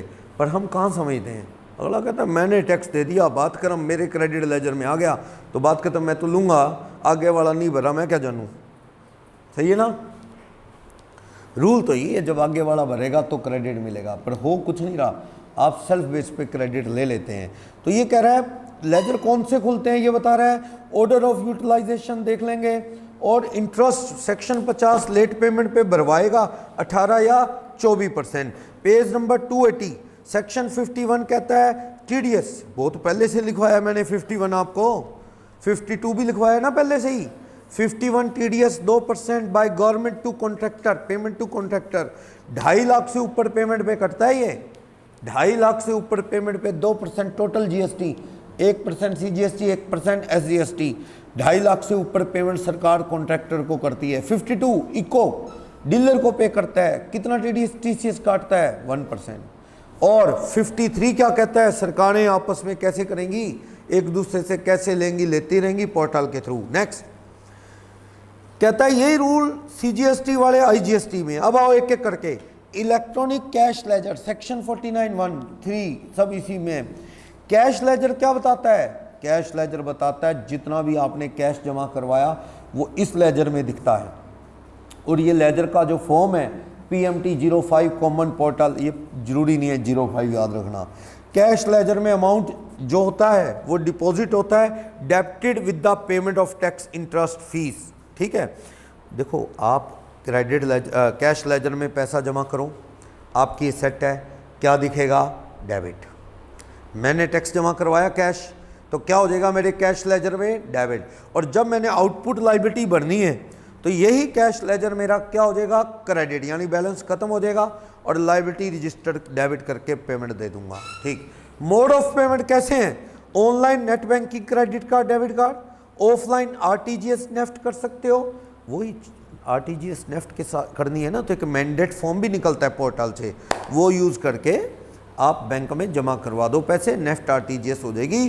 बाकी मैंने आपको बताया over the counter payment, bank के काउंटर पे जीएसटी की पेमेंट जमा करवाई जा सकती है। यस, मैक्सिमम एक टैक्स पीरियड में कितने रुपए, 10,000, एक बार एक महीने का 10,000 से ज़्यादा नहीं, महीना नहीं टैक्स पीरियड है। जैसे आपका टैक्स पीरियड मंथली है तो 10,000, अगर आप QRMP वाले हो क्वार्टरली मतलब रिटर्न नहीं भरते हो, या कॉम्पो वाले हो क्वार्टरली टैक्स, कॉम्पो वाला क्वार्टरली टैक्स कब भरता है, टैक्स कब जमा कराता है सरकार को कॉम्पो वाला, हर क्वार्टर के बाद 18 को, हर क्वार्टर के बाद 18, जैसे अप्रैल में जून वाला 18 जुलाई, जुलाई का सितंबर वाला 18 अक्टूबर। रिटर्न कब भरता है वो अपनी, GSTR 4 एनुअल 30 अप्रैल, 31 मार्च के बाद 30 अप्रैल एनुअल टैक्स क्वार्टरली देता है। हाँ, कंपोजिशन डीलर कभी भी क्रेडिट लेजर से टैक्स पे नहीं कर सकता, नहीं कर सकता ना कंपोजिशन डीलर कभी भी, क्योंकि वो क्रेडिट ले ही नहीं सकता, उसको तो टैक्स कैसे देना है, हमेशा कैश लेजर से। RCM वाला आदमी भी टैक्स कैसे पे करेगा, कैश लेजर से। RCM में आप टैक्स पे करते हो ना, मैंने माल खरीदा उस पर RCM एप्लीकेबल है, तो मैं वो टैक्स जमा करवाऊंगा कहाँ से, अपनी जेब से। कैसे जमा करवाऊंगा, कैश लेजर। पर वो बात अलग है जो RCM में मैंने टैक्स जमा करवा दिया, हाँ जी कैश जमा करवा दिया RCM में, उसका मुझे क्रेडिट मिलेगा, मिलेगा, वो बनाई नहीं। पर एक बार तो जमा कहाँ से करवाना है, कैश लेजर के थ्रू।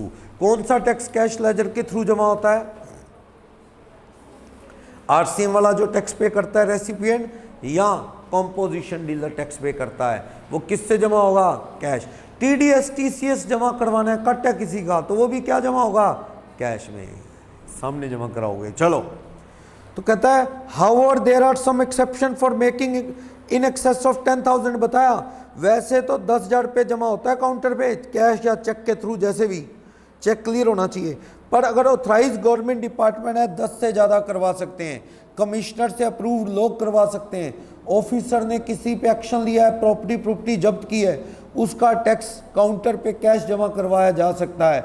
इन्वेस्टिगेशन में कोई पकड़ा गया, टैक्स वसूला गया, सुनो कोई बंदा पकड़ा गया, उससे टैक्स वसूलना है, कैश पकड़ा, कैश ही जमा करा दो। यानी कि इंक्वायरी, इन्वेस्टिगेशन, रेड के केस में कैश 10 से ज़्यादा जमा हो सकता है। या सरकारी डिपार्टमेंट हो आप, 10,000 से ज़्यादा कैश जमा करवा सकते हो चालान के through. Next, payment to be made through चालान। ये क्या है?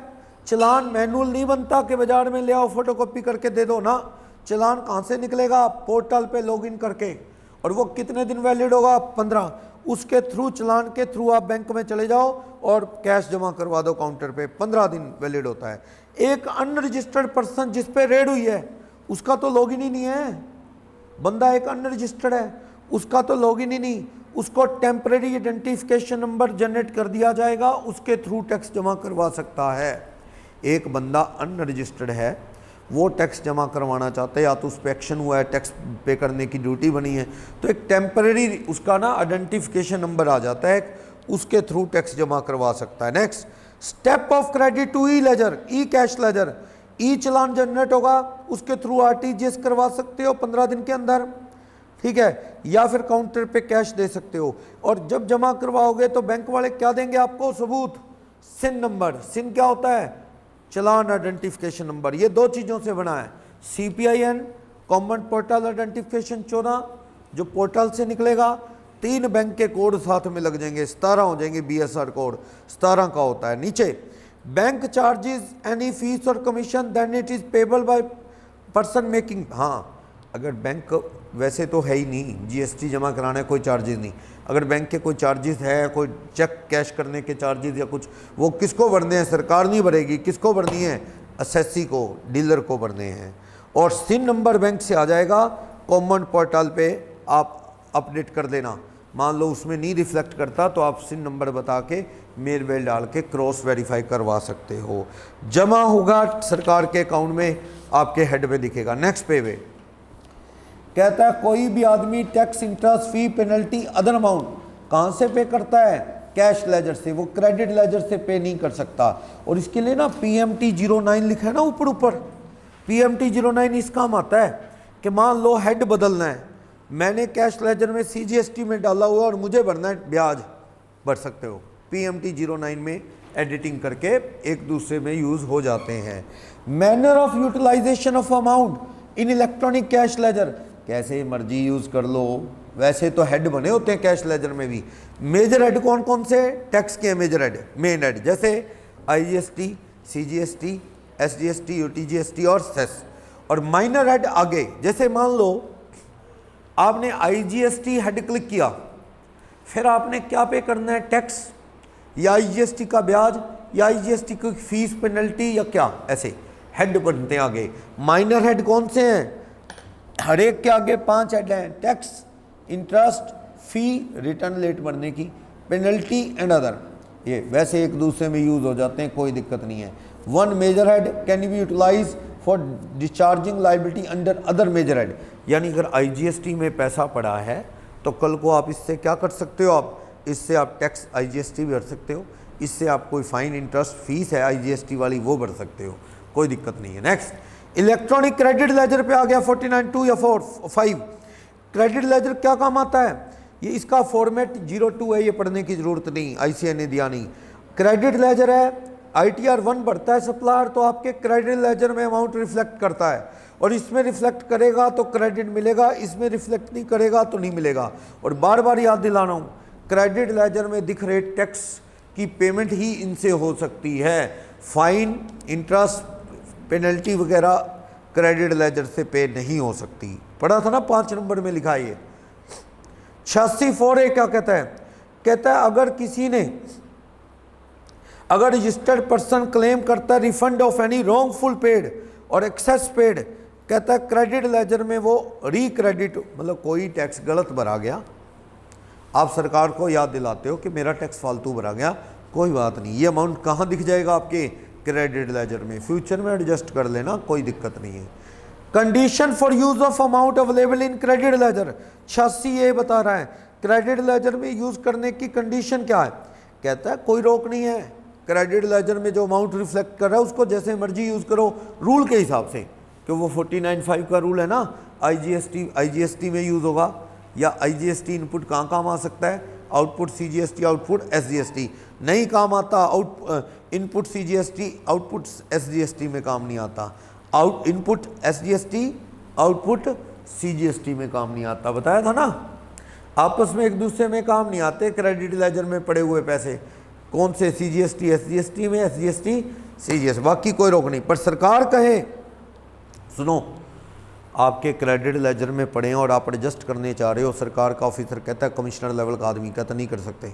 आपने कहा क्यों, कहता तेरी कोई दुकान ही नहीं है, तू बिलों का काम करता है, जहाँ पे तूने रजिस्टर्ड ऑफिस दिया वहाँ तेरी दुकान नहीं है, या फिर तूने माल ही नहीं लिया, ये तेरे झूठे बिल हैं, तूने माल की डिलीवरी नहीं ली, बिना माल लिए क्रेडिट मिलता है क्या, ये तो अपन ने पढ़ा ही है, माल डिलीवर होना चाहिए। आईपीआर याद था ना, आईपीआर सेक्शन 16(2) याद है ना, आईपीआर इनवाइस होना चाहिए, सामने वाला पेमेंट करे और माल की रिसीट हो तो क्रेडिट मिलेगा। ऑफिसर को लगता है, ए पॉइंट में कह रहा है, ऑफिसर कह रहा है हमें तो लगता है तू रजिस्टर्ड ही नहीं है, या तू रजिस्टर्ड है तो तेरा बिजनेस है ही नहीं, या तूने इनवाइस नहीं है, तेरे कोई माल ही नहीं लिया, या फिर तेरे पास बिल सबूत ही नहीं है, इनवाइस ही नहीं है, तेरे को क्रेडिट नहीं देते, तो ऑफिसर आपको रीज़न देगा कि तेरे को क्यों नहीं क्रेडिट एडजस्ट करने देंगे, तो वो आप सुनवाई का एक मौका भी देगा, कंडीशन लगा सकता है। अगर आप ऑफिसर को सेटिस्फाई कर दो तो ऑफिसर क्या है, अलाउ कर भी सकता है। वैसे एक बार उसने रिस्ट्रिक्शन लगा दी, 1 साल वैलिड होती है, उसके बाद दोबारा से ऑर्डर देगा वो रिस्ट्रिक्शन का कि इस बंदे को क्रेडिट लेजर यूज करने ना दिया जाए। Next, restriction of use of amount available in electronic credit ledger 86B, अभी लिखवाया था 86B क्या, 99% आप अपना टैक्स लाइबिलिटी रजिस्टर का कहाँ से पे कर सकते हैं, क्रेडिट लेजर से। 1% कैश, ये बड़े व्यापारियों पे लगता है जिनकी 50 लाख पर मंथ या साल की 6 करोड़ से ज़्यादा टर्नओवर हो, लेकिन नहीं लगेगा एक्सेप्शन, 100% क्रेडिट लेजर से एडजस्ट हो सकता है। कब, जब पिछले 2 साल से कर्ता ने, इंडिविजुअल प्रोप्राइटर ने, कंपनी के एमडी ने लाख रुपए से ज़्यादा का टैक्स भरा हो, इनकम टैक्स भरा हो, या इनका बिल्कुल पिछले साल जीएसटी रिफंड 1 लाख से ज़्यादा आया हो, या ये सरकारी डिपार्टमेंट है, ये 100% क्रेडिट लेजर से एडजस्ट कर सकते हैं। सही है, क्लियर है? नहीं, ये एक इलस्ट्रेशन पढ़ लो, 358 नंबर इलस्ट्रेशन क्या कह रहा है, total value of interstate supply क्या है रमन एंड सन्स की, क्या कह रहा है, फरवरी में 1 करोड़, जिसपे टैक्स कितना आईजीएसटी 18%। अच्छा, इंटरस्टेट सप्लाई है, कितना टैक्स भरना है आपने, 18 लाख टैक्स भरना है, ठीक है। कहता आउटपुट लायबिलिटी 18 लाख है, क्रेडिट लेजर में 20 लाख का आईजीएसटी पड़ा है, चाहो तो एडजस्ट करना चाहता है ये, पर नहीं कर पाएगा।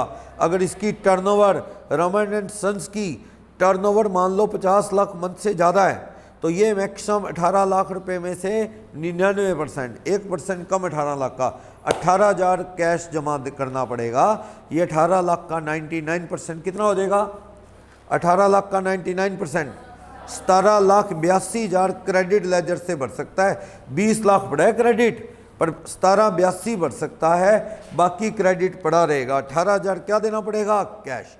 लेकिन एक्सेप्शन है, नीचे पढ़ो, कौन, जिन्होंने पिछले 2 साल में लगातार 1 लाख से ज़्यादा इनकम टैक्स भरा हो, या बी जिनको पिछले साल जीएसटी का रिफंड आया हो, जो जीरो रेटेड वाला सप्लाई करते हैं एससीजेडी एक्सपोर्ट को, लाख से ज़्यादा रिफंड, या सरकारी पब्लिक अंडरटेकिंग है, उन लोगों को 100% कहाँ से करना, एडजस्ट करना अलाउड है, क्रेडिट लेजर से। आगे चलो, इलेक्ट्रॉनिक लायबिलिटी रजिस्टर क्या है, बताया ना क्या होता है इलेक्ट्रॉनिक लायबिलिटी रजिस्टर।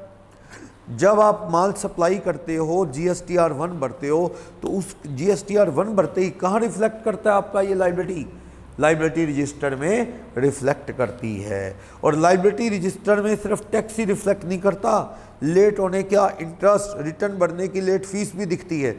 उस लेट फीस या इंटरेस्ट को तो कहाँ से पे करोगे, कैश लेजर से। लेकिन जो टैक्स है वो कहाँ से पे कर सकते हो, क्रेडिट लेजर से भी। तो लाइबिलिटी रजिस्टर में आपका अमाउंट दिखेगा, इसका फॉर्म PMT 01 है, जरूरत नहीं। इंटरेस्ट पेनल्टी सब इस रजिस्टर में आपको दिखेगा, ठीक है। पेमेंट हर लाइबिलिटी की रजिस्टर्ड पर्सन कहाँ से कर सकता है? इलेक्ट्रॉनिक क्रेडिट लेजर को डेबिट करके और इलेक्ट्रॉनिक कैश लेजर को भी आप यूज़ करके इसकी लाइबिलिटी पे कर सकते हो, ठीक है। और हाँ, रिवर्स चार्ज वाले को तो कैश रजिस्टर से ही पे करना है और कॉम्पो वाले को भी कैश रजिस्टर से पे करना है। और जो टैक्स होता है ना, वो 1 रुपये में राउंड ऑफ करना है। इनकम टैक्स तो 10 रुपये में राउंड ऑफ होता है, आपको पता है, लेकिन GST ₹1 में राउंड ऑफ होता है। मेरा कहने का मतलब हर बिल नहीं राउंड होता है 1 रुपये में।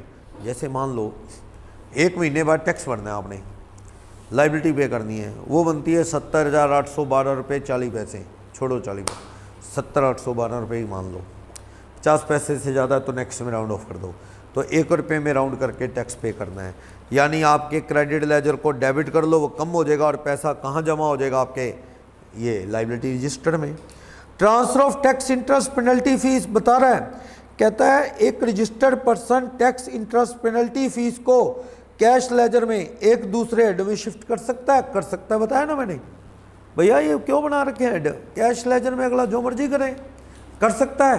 पुराने टाइम में दिक्कतें थी, कहता है भैया इंटरेस्ट हेड में पैसा पड़ा है और तूने टैक्स देना है, वो इंटरेस्ट हेड वाला वापस ले लेना तू और हमें और जमा करवा दे किस हेड में? टैक्स में।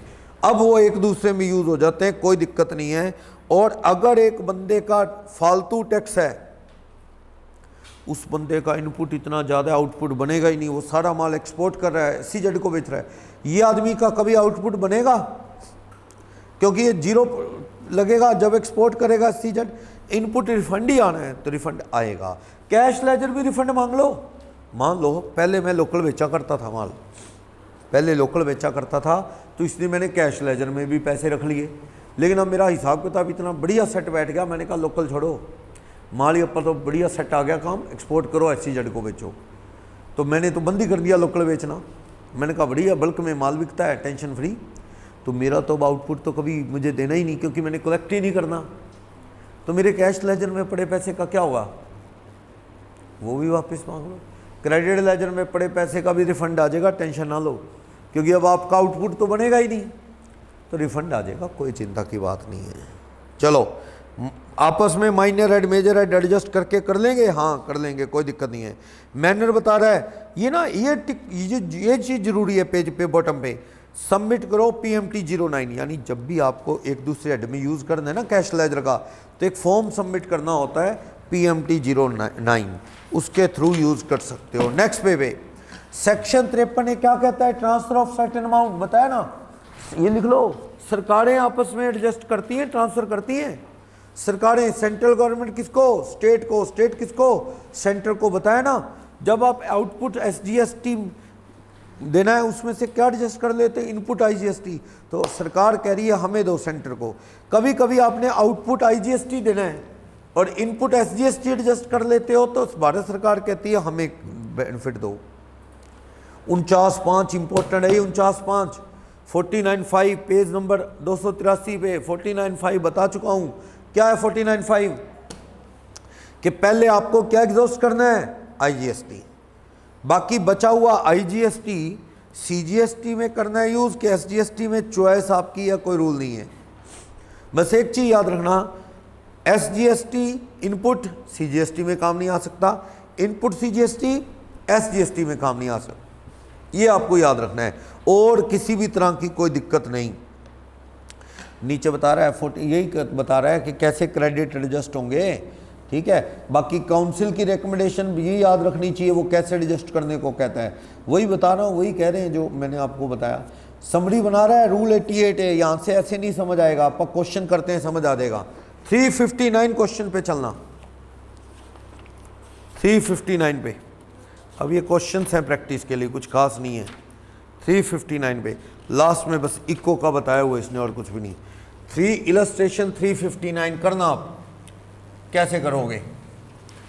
बंदे का आउटपुट टैक्स कौन सा बनता है? IGST। आउटपुट IGST कितना बनता है इसका? 1000 रुपये। और इसका इनपुट IGST कितना पड़ा है?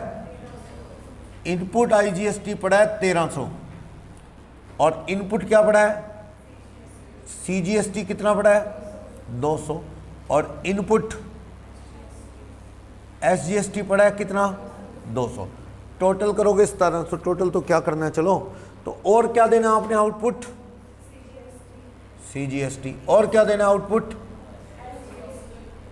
कितने कितने हैं ये बताना 300 300 ये देने हैं, ये देने आपने 300 300 ठीक है। अब आपने यहां से तो हर हाल में पहले क्या यूज करना है इनपुट आईजीएसटी, ये यूज कर लिया 1000, ये हो गया 0। अब बोलो ये आउटपुट आईजीएसटी में एडजस्ट हो गया, ये तो 1000 कितना बच गया ये बैलेंस 300। इनपुट आईजीएसटी का बैलेंस कितना बच गया 300। अब आपकी चॉइस है ये 300 कहाँ यूज करूं, कहाँ करना है आपकी, अलग अलग ऑप्शन करके देख सकते हो, अलग अलग ऑप्शन आपके पास अवेलेबल है। क्या मैं ये सारा का सारा एक ऑप्शन नंबर 1 सारा का सारा इसमें यूज कर लूं, इनपुट कर सकता हूं, हाँ इनपुट आईजीएसटी इसमें कर लिया 300 का 300 यूज, 0 हो गया वो 300 मैंने कहाँ यूज कर लिया, ये 300 का 300 आउटपुट किसमें सीजीएसटी में कर लिया, 0 हो गया ये। लेकिन अब दिक्कत ये है कि मेरा इनपुट सीजीएसटी कितना बैलेंस पड़ा है बैलेंस, क्रेडिट लेजर में 200 यूज नहीं हुआ। इस 300 का क्या करूं, इससे क्या काटूंगा मैं, इनपुट एसजीएसटी कितने रुपए 100, मुझे क्या ये तो खत्म हो गया। अब मुझे 100 रुपये टैक्स क्या देना पड़ेगा, टैक्स पेबल इन कैश, 100 रुपये कैश देना पड़ेगा। क्या फ़ायदा हुआ, ये समझदारी नहीं है। 100 कैश दो और 200 बैलेंस पड़ा रहे, क्या फ़ायदा, इसमें नुकसान है आपका। आप ऐसे कुछ करो कि कैश ना देना पड़े, ऐसी ये 200 पड़ा है बैलेंस ऐसी और 100 भरना पड़ गया। सेकंड अल्टरनेटिव, मैं इस 300 को कहाँ यूज़ कर लेता, मैं इसको आउटपुट सीजीएसटी में 200 यूज़ कर लूँ और आउटपुट एसजीएसटी में 100 यूज़ कर लूँ, ऐसा कर सकता हूँ, यस। 200 मैंने यूज़ किया, कितना बच गया 100, और मैंने क्या किया इनपुट क्या यूज़ किया सीजीएसटी 100। तो ऐसा करने से हमारा ये कितना बच गया 200 माइनस 100, 100 बच गया बैलेंस।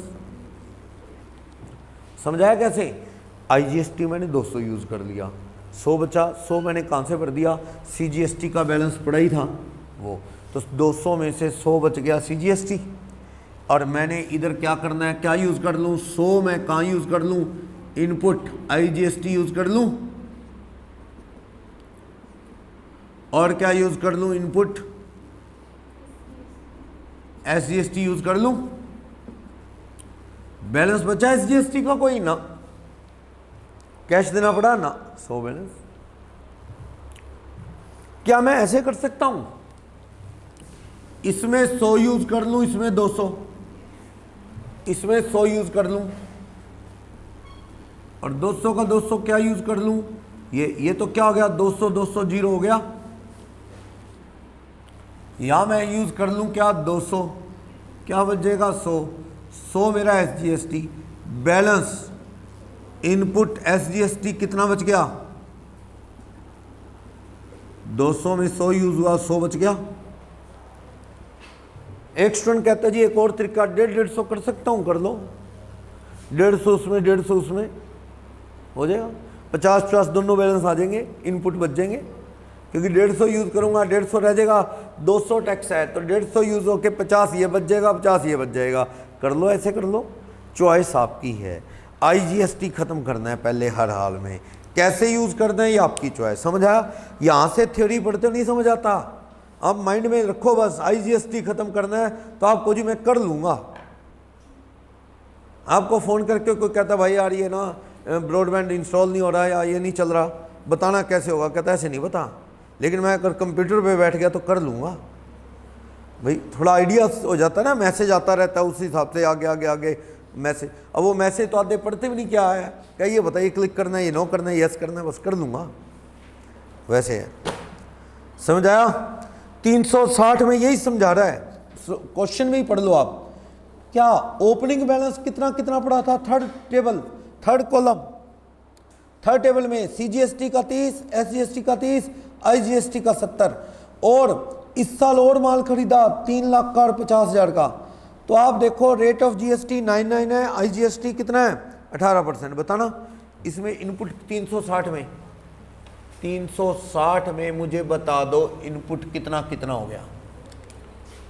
360 इलस्ट्रेशन।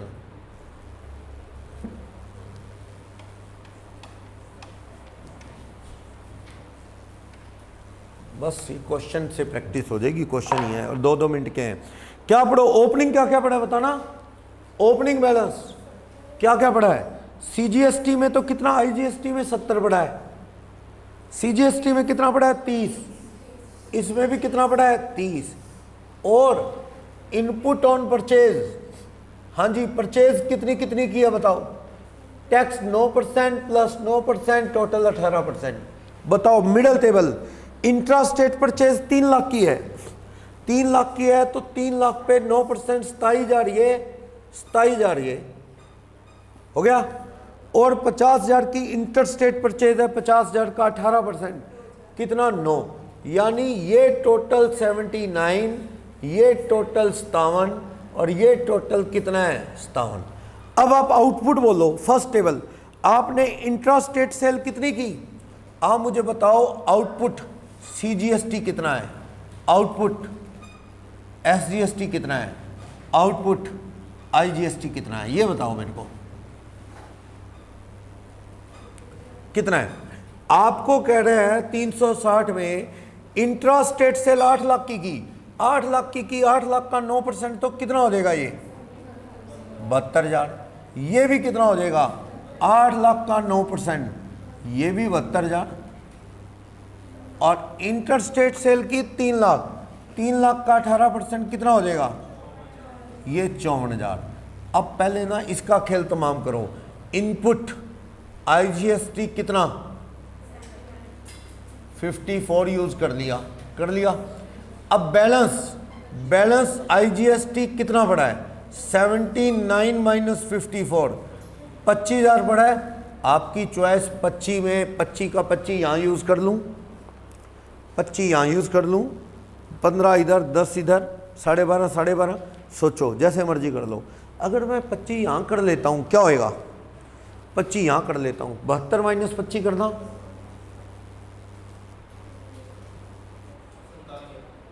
अगर मैंने 25 यहाँ कर लिया, इनपुट आईजीएसटी 25 यूज़ कर लिया तो ये 0 हो गया। बस 25 का 25 यूज़ कर लिया तो ये ख़त्म हो गया। इधर कितना बच गया? 47। तो इसका इनपुट कितना पड़ा है बोलो? 47 यूज़ करके बैलेंस इनपुट सीजीएसटी कितना बच गया? 10, क्योंकि हमारे पास 57 पड़ा है। 57 माइनस 47 करके 10 बैलेंस बच गया। इधर दिक्कत आ जाएगी, इधर इनपुट एसजीएसटी कितना पड़ा है? 57। आपको टैक्स पेबल हो जाएगा। टैक्स पेबल कितना टैक्स देना पड़ेगा आपको? क्या फ़ायदा 15 भर के, 15 वो भरें, 10 ये बैलेंस रखें, क्या फ़ायदा? इस हिसाब से यूज़ करो कि बैलेंस कम से कम कैश देना पड़े। 5 तो फिर भी देना पड़ेगा, ये तो पक्का है, क्योंकि इन तीनों का टोटल क्या बनता है बनाना? इन तीनों का टोटल 57 और 79, 195। और अपने ये आउटपुट वाले जोड़ना 72, 72, 1 44 और 54, 1 44 और 54, 1 98। आउटपुट 1 98 और इनपुट जैसे मर्जी तरीके लगा लो, 5 तो देना ही पड़ेगा। तो ऐसा है 15 क्यों भरें कैश? तो बेटर है कि मैं ना आईजीएसटी सारा इधर नहीं यूज़ करता, या तो आधा आधा यूज़ कर लो, आधा 12.5 12.5, या सीजीएसटी में यूज़ कर लो to adjust output CGST, to adjust output SGST. 15 इसमें 10 इसमें कर लूँ, या 10 इसमें 15 उसमें, या 12.5 12.5, थोड़े थोड़े दोनों भर दें, मर्जी आपकी।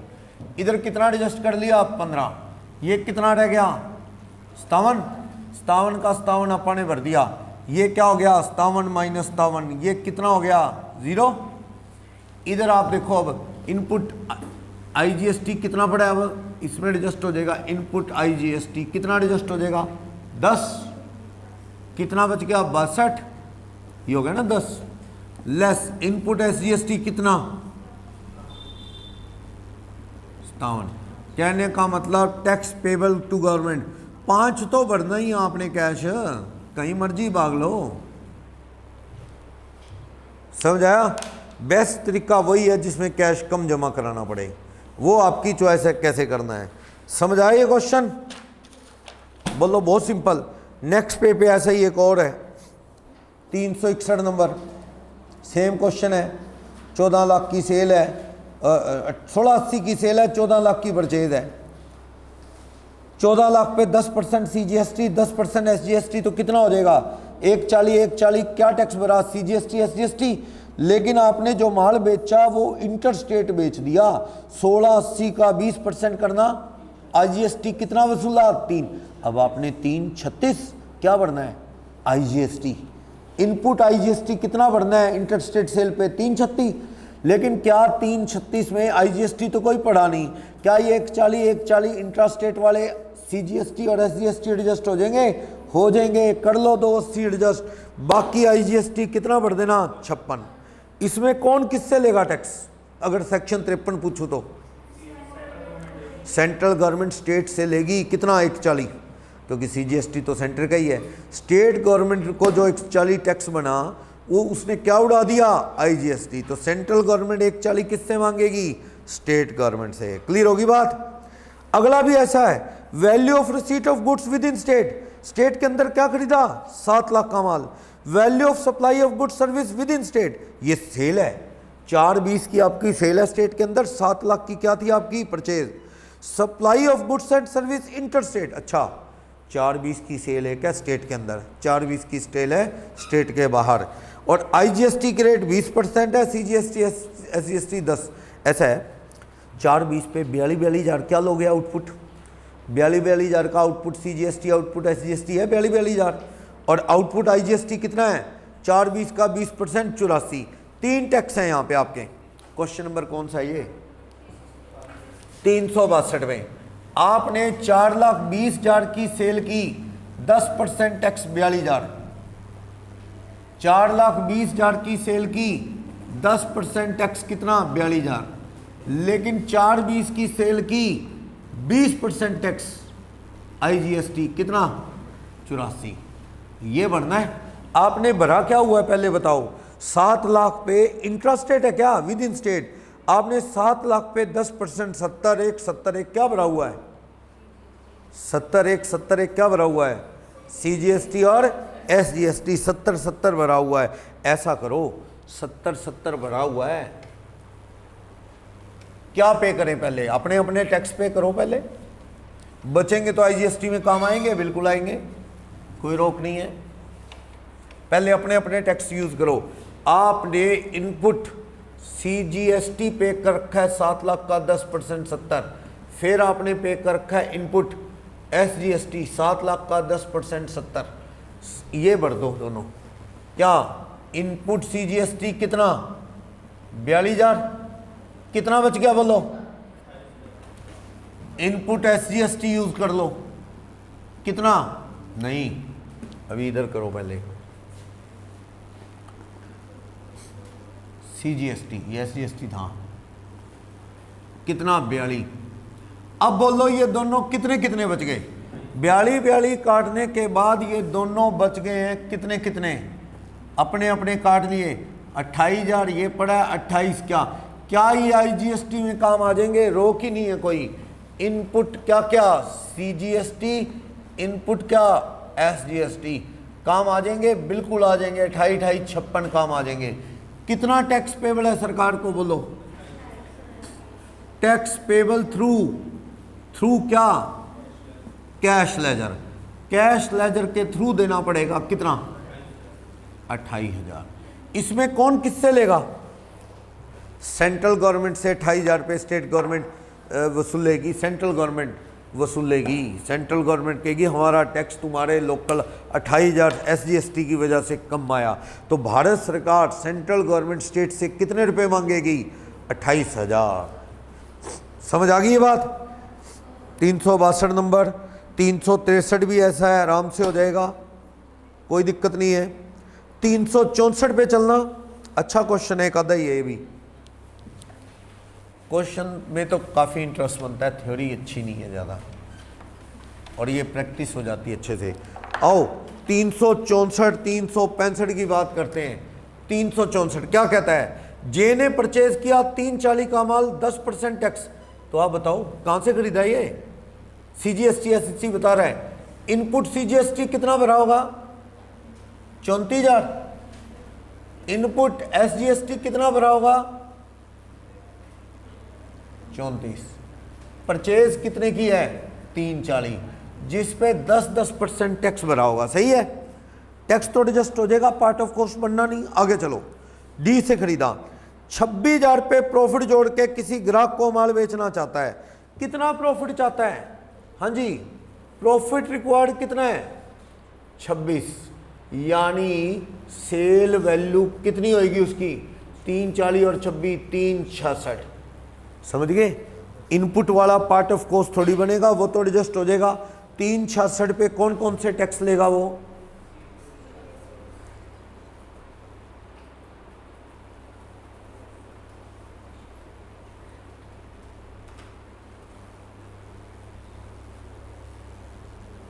करना कितना आ गया? 36,600, और ये भी 10% हो गया ना। इसमें से आप एडजस्ट कर लो इनपुट।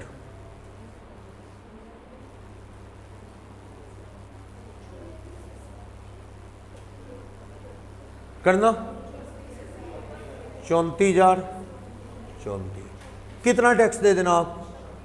2600 कैश लेजर से टैक्स पे कर देना 2600। यही क्वेश्चन थोड़ा आगे देखना। 365 नंबर में क्या कह रहा है? अब आप सॉल्यूशन ही देख लेते हैं। कहता है बंदे ने 1700 का माल खरीदा, 170 टैक्स भरा होगा, 10% CGST SST, 130 प्रॉफिट जोड़ता है। जोड़ना 1700 में 130, 1830, और ये माल 20% 10% टैक्स लगाता है। अच्छा, 1830 पे 10% कितना? 183 नहीं, 20% ईच है। अच्छा, वो टैक्स है, 20% ईच है। लगाओ 1830 पे 20%, 366 366।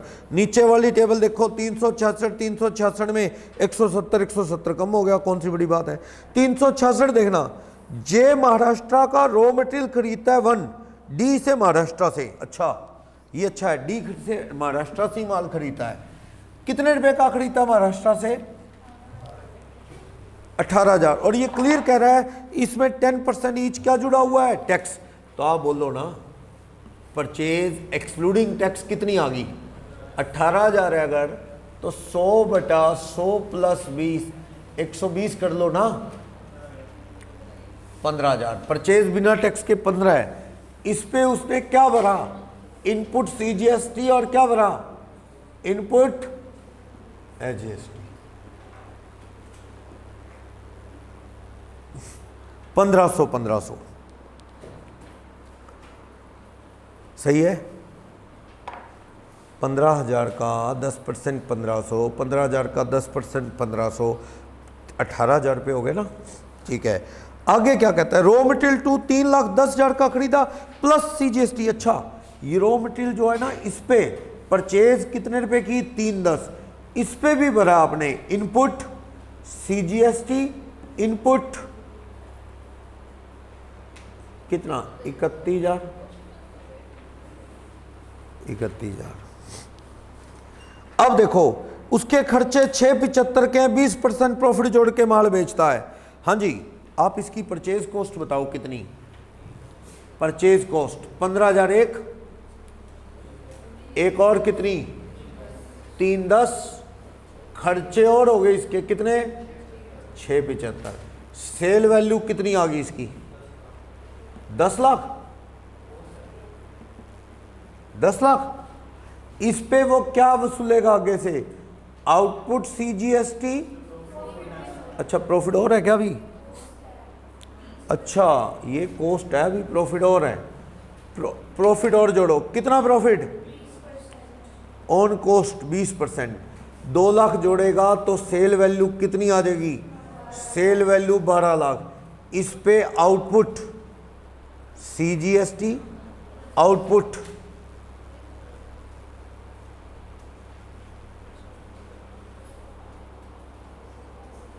देखना 12 लाख पे कितना? 1,20।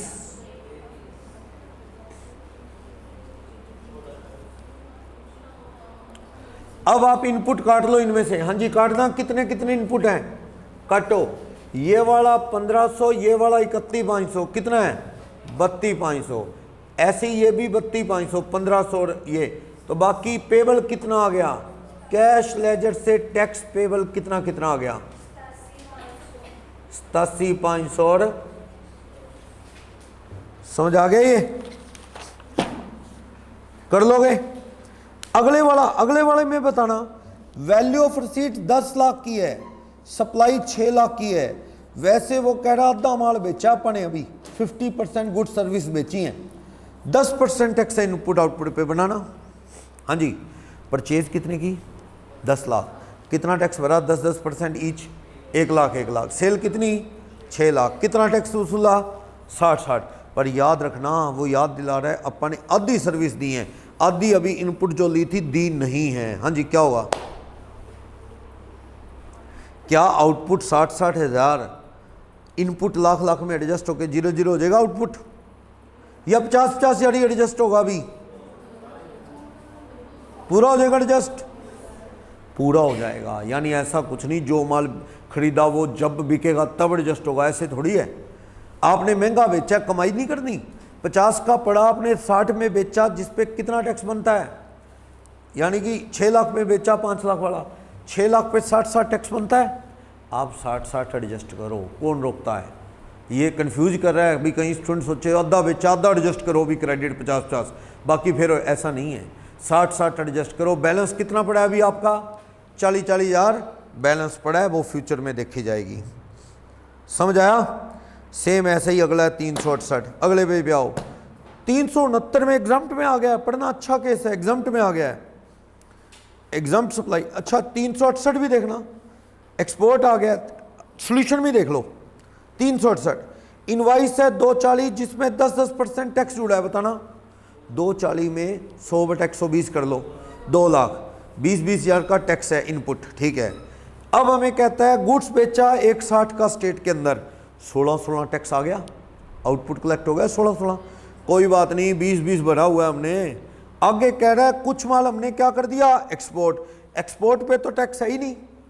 16 हज़ार आउटपुट है, इनपुट 20 है, 4 हज़ार पे क्या हो जाएगा? ITC carry forward. अगले पेज पे 369 मैन्युफैक्चर इनपुट और इनपुट सर्विस लेता है, और 2 प्रोडक्ट 111 और 222 लेता है। प्रोडक्ट 111 पे GST है और 122 एग्जम्प्ट है। अच्छा आपने जो माल खरीदा 5 लाख का खरीदा, जिस पे टैक्स भर दिया 50 हज़ार भर दिया।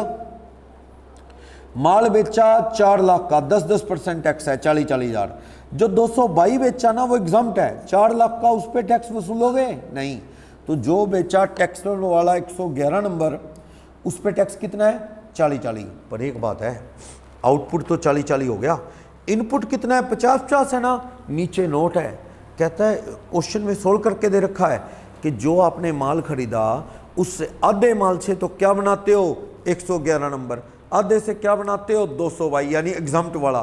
तो जितना सामान एग्जम्प्ट गुड सप्लाई में यूज होता है उसका क्रेडिट क्या हो जाता है? बेकार। ये रेशो आपको देना है, गलत दिया तो कल को एक्शन होगा। जानबूझ के ये ना कह देना कि ज़्यादातर खरीदा हुआ माल किस में यूज़ होता है? टैक्सेबल में, ताकि क्रेडिट लेना चाहो। नहीं, क्वेश्चन में कह रहा आधा किस में यूज़ हुआ? एग्जम्प्ट सप्लाई में, आधा टैक्सेबल। तो आपका 50 हज़ार इनपुट है ना, आधा बेकार हो गया, 25 हज़ार काम आएगा, क्योंकि टैक्सेबल में आधा माल यूज़ हुआ है। तो आउटपुट 40 में से 25 काट के 15 टैक्स भरना पड़ेगा आपको। यस भरना पड़ेगा। बाकी माल एग्जम्प्ट वाले का क्रेडिट बेकार चला जाएगा, क्योंकि वो रिवर्स कर दो। क्यों? काम नहीं आएगा वो, क्योंकि वो रॉ मटेरियल किस में यूज़ हो रहा है बताया नहीं था। बिस्किट बना रहे हो टैक्सेबल, ब्रेड बना रहे हो एग्जम्प्ट, जो आटा, चेरी, चॉकलेट फ्लेवर खरीदा उसका उतना क्रेडिट बेकार हो जाएगा जितना सामान किस में यूज़ होना है, एग्जम्प्ट ब्रेड में। हाँ, एक्सपोर्ट में नहीं कोई दिक्कत, एक्सपोर्ट में तो बल्कि रिफंड आ जाएगा अगर बढ़ा रहा। मैं एक माल खरीदूँ और उस माल को एक्सपोर्ट कर दूँ, वो एग्जम्प्ट नहीं, वैसे एग्जम्प्ट है पर वो जीरो रेटेड सप्लाई, उसमें तो बल्कि मुझे सरकार शाबाशी देती है, तो बढ़िया कर एक्सपोर्ट, और तेरा टैक्स रिफंड तक दे देंगे हम, बेकार जाने का सवाल ही नहीं। 370 में भी कुछ ऐसा कह रहा है, पढ़ लोगे 370। हाँ, 71 में देखना, मैन्युफैक्चरर 180 का माल बेचता है। हाँ जी, 180 का माल बेचता है मैन्युफैक्चरर, 12% टैक्स वसूलेगा। 180 का 12% करना, पहले शुरुआत होगी मैन्युफैक्चरर से ना, वो 21,600 सरकार को भर देगा। आगे जो रिटेलर है वो कितने का बेचता है? 2.5 लाख। बेचारे ने कमाना भी तो है 70,000 बीच में, खर्चे भी लग जाते हैं। 2.5 लाख पे 12% टैक्स कितना बढ़ेगा? रिटेलर कितना वसूलेगा आगे से? होलसेलर रिटेलर से 30। लेकिन वो रिटेलर ने मैन्युफैक्चरर को कितना टैक्स दिया होगा? पक्का 21,600 जो होल मैन्युफैक्चरर ने किसको दिया होगा? सरकार को। तो ये होलसेलर क्या करेगा? 30,000 में से 21,600 काट लेगा, कितने रुपए सरकार को दे देगा? 8400। रिटेलर ने माल खरीदा 2.5 लाख का, रिटेलर ने कितना टैक्स जमा करवाया? 12% 30। अब रिटेलर 2.5 वाला कितने में बेच रहा है? 3 में। 3 पे टैक्स कितना है? 12% 36। पर वो रिटेलर कहता है मैंने होलसेलर से खरीदा 30,000 का टैक्स भरा, अब आगे से कंज्यूमर से 36 वसूल रहा हूँ, कितने पैसे और दे देगा सरकार को? 6,000। अल्टीमेटली तो सरकार के घर में 36 जारी जाने थे। क्लियर? इंटरेस्ट का बता रहा है। इंटरेस्ट कैसे बता चुका हूं मैं, लेट होने पे क्या लगता है? इंटरेस्ट 2 तरह की रेट है, 18 या 24। 18 कब? जब आप टैक्स जमा करवाने में लेट हो गए या रिटर्न भरने में लेट, तो क्या लगेगा? 18%। अगर आपने इनपुट गलत ले लिया, झूठे जाठे बिलों से ले लिया, माल आए नहीं, इनपुट के बिल ले लिए, ऐसा कुछ किया और आप पे एक्शन होगा, 24% क्या लगेगा आप पे? इंटरेस्ट के साथ टैक्स भरवाएंगे, पेनल्टी अलग से। कहता है अगर कोई टैक्स पे करेगा लेट, आईटीसी गलत लेगा, आउटपुट लायबिलिटी गलत तरीके से पे करेगा, तो उस केस में उसको 18 या 24% देना है। लेट हो गया टैक्स देने में 18, लेकिन 24 कम, जब गलत क्रेडिट ले लिया, पकड़ा गया, तो 24%। कैलकुलेशन कब होगी? जब टैक्स देना था और जब एक्चुअल में दिया, उसके डिफरेंस पे। जैसे मान लो, सुनो, जुलाई में टैक्स वसूला मैंने, जुलाई में टैक्स वसूला किसी से 40,000, कब भरना है जुलाई वाला? मैंने आम आदमी में जुलाई वाला कब भरना है? 3 भी भरता हूँ अगले महीने की 20 को, 1 तो मैं पहले भर देता हूँ, लेकिन टैक्स तो सरकार को जाके जमा करवाऊंगा। जब क्या भरूंगा मैं? अपनी 3 भी हिसाब करके इनपुट आउटपुट का। जुलाई वाला कब देना था मैंने? 20 अगस्त। मैंने भरा है 20 अगस्त की जगह उस टैक्स को, मान लो 20 नवंबर को। कितना लेट हो गया? 20 अगस्त से 20 सितंबर, 20 अक्टूबर, 20 नवंबर, लगभग 3 महीने। वैसे दिनों में बनाया करो, दिन में लगभग कितने बन जाएंगे? 90 दिन के आसपास बन जाएंगे। तो जितना टैक्स इस तरह से लेट जमा करवाया, 90 दिन का क्या लग जाएगा उस पर? इंटरेस्ट। और ये कितना लगेगा? 18। को गलत क्रेडिट नहीं क्लेम किया मैंने, बस नेचुरल है, भरा ही नहीं मैंने। मेरे से किसी ने पूछा क्यों नहीं भरा, मैंने कहा ही नहीं पैसे, कैश लेजर में जमा कहाँ से कराऊँ? कहते क्यों आगे से वसूला नहीं था? मैंने कहा वसूला था, खा पी के उड़ा दिया। माल बेचते हैं आप, माल बेचते हैं, टैक्स लेते हैं, पर टैक्स तो जेब में ऐसे लगता अपना ही पैसा है। वैसे बंदे को समझदारी दिखानी चाहिए, जब माल बेच के टैक्स लेता है ना, टैक्स का पैसा तो अमानत है सरकार की, उसे साइड में कर दो, ना कि जेब में डाल के यूज़ कर लो।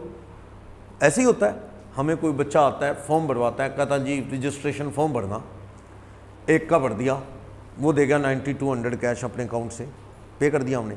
दोपहर में एक और, शाम को, और शाम को 4 बंदे फॉर्म भर गए, 37,000 रुपये आ गया।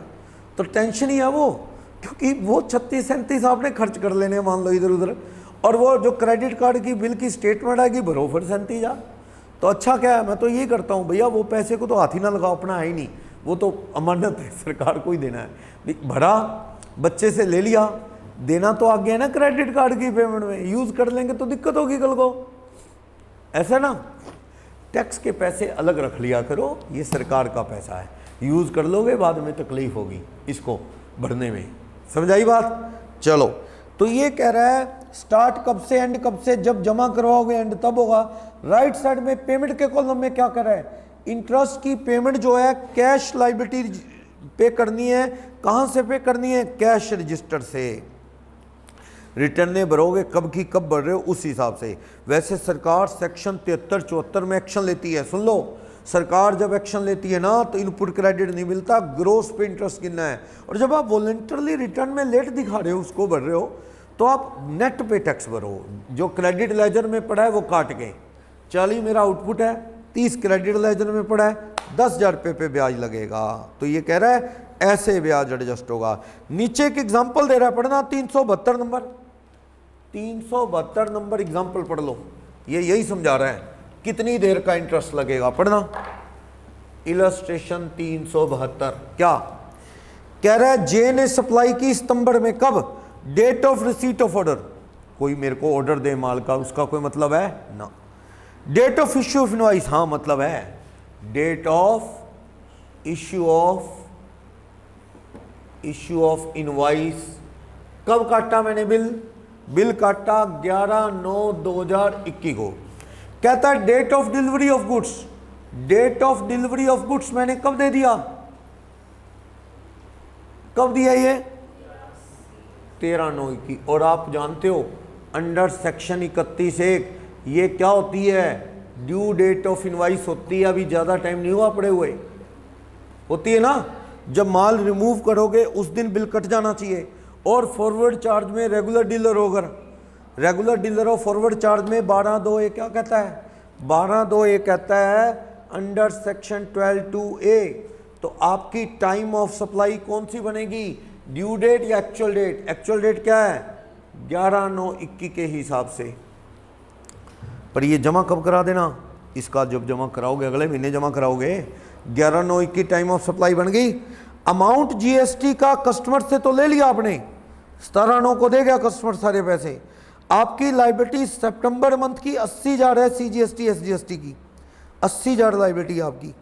ये ना 80,000 टैक्स बनता है आपका, सीजीएसटी एसजीएसटी कितना बनता है 80,000 ईच लिखा गया है, हाँ 80,000 आपकी सितंबर की लाइबिलिटी 80,000। अब आप बताओ, कहता है 20/11/21 को जमा करवाया आपने, क्रेडिट लेजर था ही नहीं आपका। अब आप टैक्स कब जमा करवा रहे हो, सीजीएसटी एसजीएसटी एसजीएसटी पेड कब जमा करवा रहे हो आप टैक्स, ये आप करवा रहे हो जमा 20/11 की। हाँ जी, कब करवाना था बोलो, 20 अक्टूबर को करवाना था। ये टाइम ऑफ सप्लाई है। Amount to be deposited with government, deposited with department, GST department. कब जमा करवाना चाहिए आपको, आपको करवाना चाहिए सितंबर वाला कब, 20 अक्टूबर 21 को। 3B की डेट होती है, GSTR 3B फाइल करते हो तब करवाना चाहिए। करवाया नहीं करवाया, क्या इनपुट पड़ा है कोई ना, नहीं पड़ा। अब ब्याज किस पे लगेगा, इनपुट तो कोई है ही नहीं। 80 पे क्यों, कितना लेट हो गए। 20 अक्टूबर की जगह आप कब देने गए, कब देने गए हो आप, 28 नवंबर को गया क्या ये देने, नीचे लिखा। अच्छा 28 नवंबर को देता है ये, 28 नवंबर। कितना लेट हो गए, गिनना दिन, कितने दिन लेट हो गए आप गिनो। 20 अक्टूबर से गिनो, 11 दिन अक्टूबर के, 28 दिन वो, 11 दिन तो अक्टूबर के हो गए और 28 दिन कौन से हो गए, नवंबर के। कितने दिन का डिले आपका, 39 दिन का डिले है। तो आप देखो इस पे जीएसटी भरो 80,000 रुपये पे एक और 80 पे 80,000 का कितना इंटरेस्ट, 18% पर annum। कितने दिन लेट हो गए, 39/365 दिन। कितना हो जाएगा बोलो, करो 1539 रुपये ईच। ये 1539 1539 1, क्योंकि इंटरेस्ट ऑन CGST, ये इंटरेस्ट ऑन क्या हो जाएगा SGST। 1539 1539 2 बढ़ने हैं आपने, समझ आया। 373 पे आना, question number 373। JSG partnership firm registered है, टैक्सेबल गुड्स देती है। इन्होंने 3B कब फाइल की अपनी? अक्टूबर 21 वाली। 18 जनवरी भाई बड़ी लेट हो गए। जो 18 अक्टूबर को भरनी थी 21 में, वो सॉरी 20 अक्टूबर 21 में, वो भरी 18 जनवरी 22 को। अच्छा, अक्टूबर वाली भरनी थी 20/11/21 को। अक्टूबर वाली 20/11/21 को भरनी थी। कब भर रहे हो? 18/1/22। कितना लेट हो गए? 20/11 से 10 दिन तो नवंबर के, 31 दिन दिसंबर के, और 18 दिन जनवरी के। 10, 31 और 18, 59 डेज हो गए, 59 दिन। कितने रुपए? इलस्ट्रेशन 373 लगाओ। कितने रुपए की सप्लाई थी? कहता है 2.5 लाख रुपए की सप्लाई थी, जिसपे IGST 18% था। तो IGST लेट पेड कितने रुपए का IGST हो गया? 2.5 लाख का 18%, 39,000, 48। इस पे इंटरेस्ट लगा दो 45,000 का। इंटरेस्ट भी 18% है बाई चांस पर एनम। वो टैक्स की रेट है।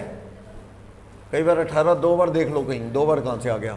वो एक बार टैक्स की रेट है, एक बार ये 18%। कितने दिन लेट हो? 59। कितना लगेगा बोलो?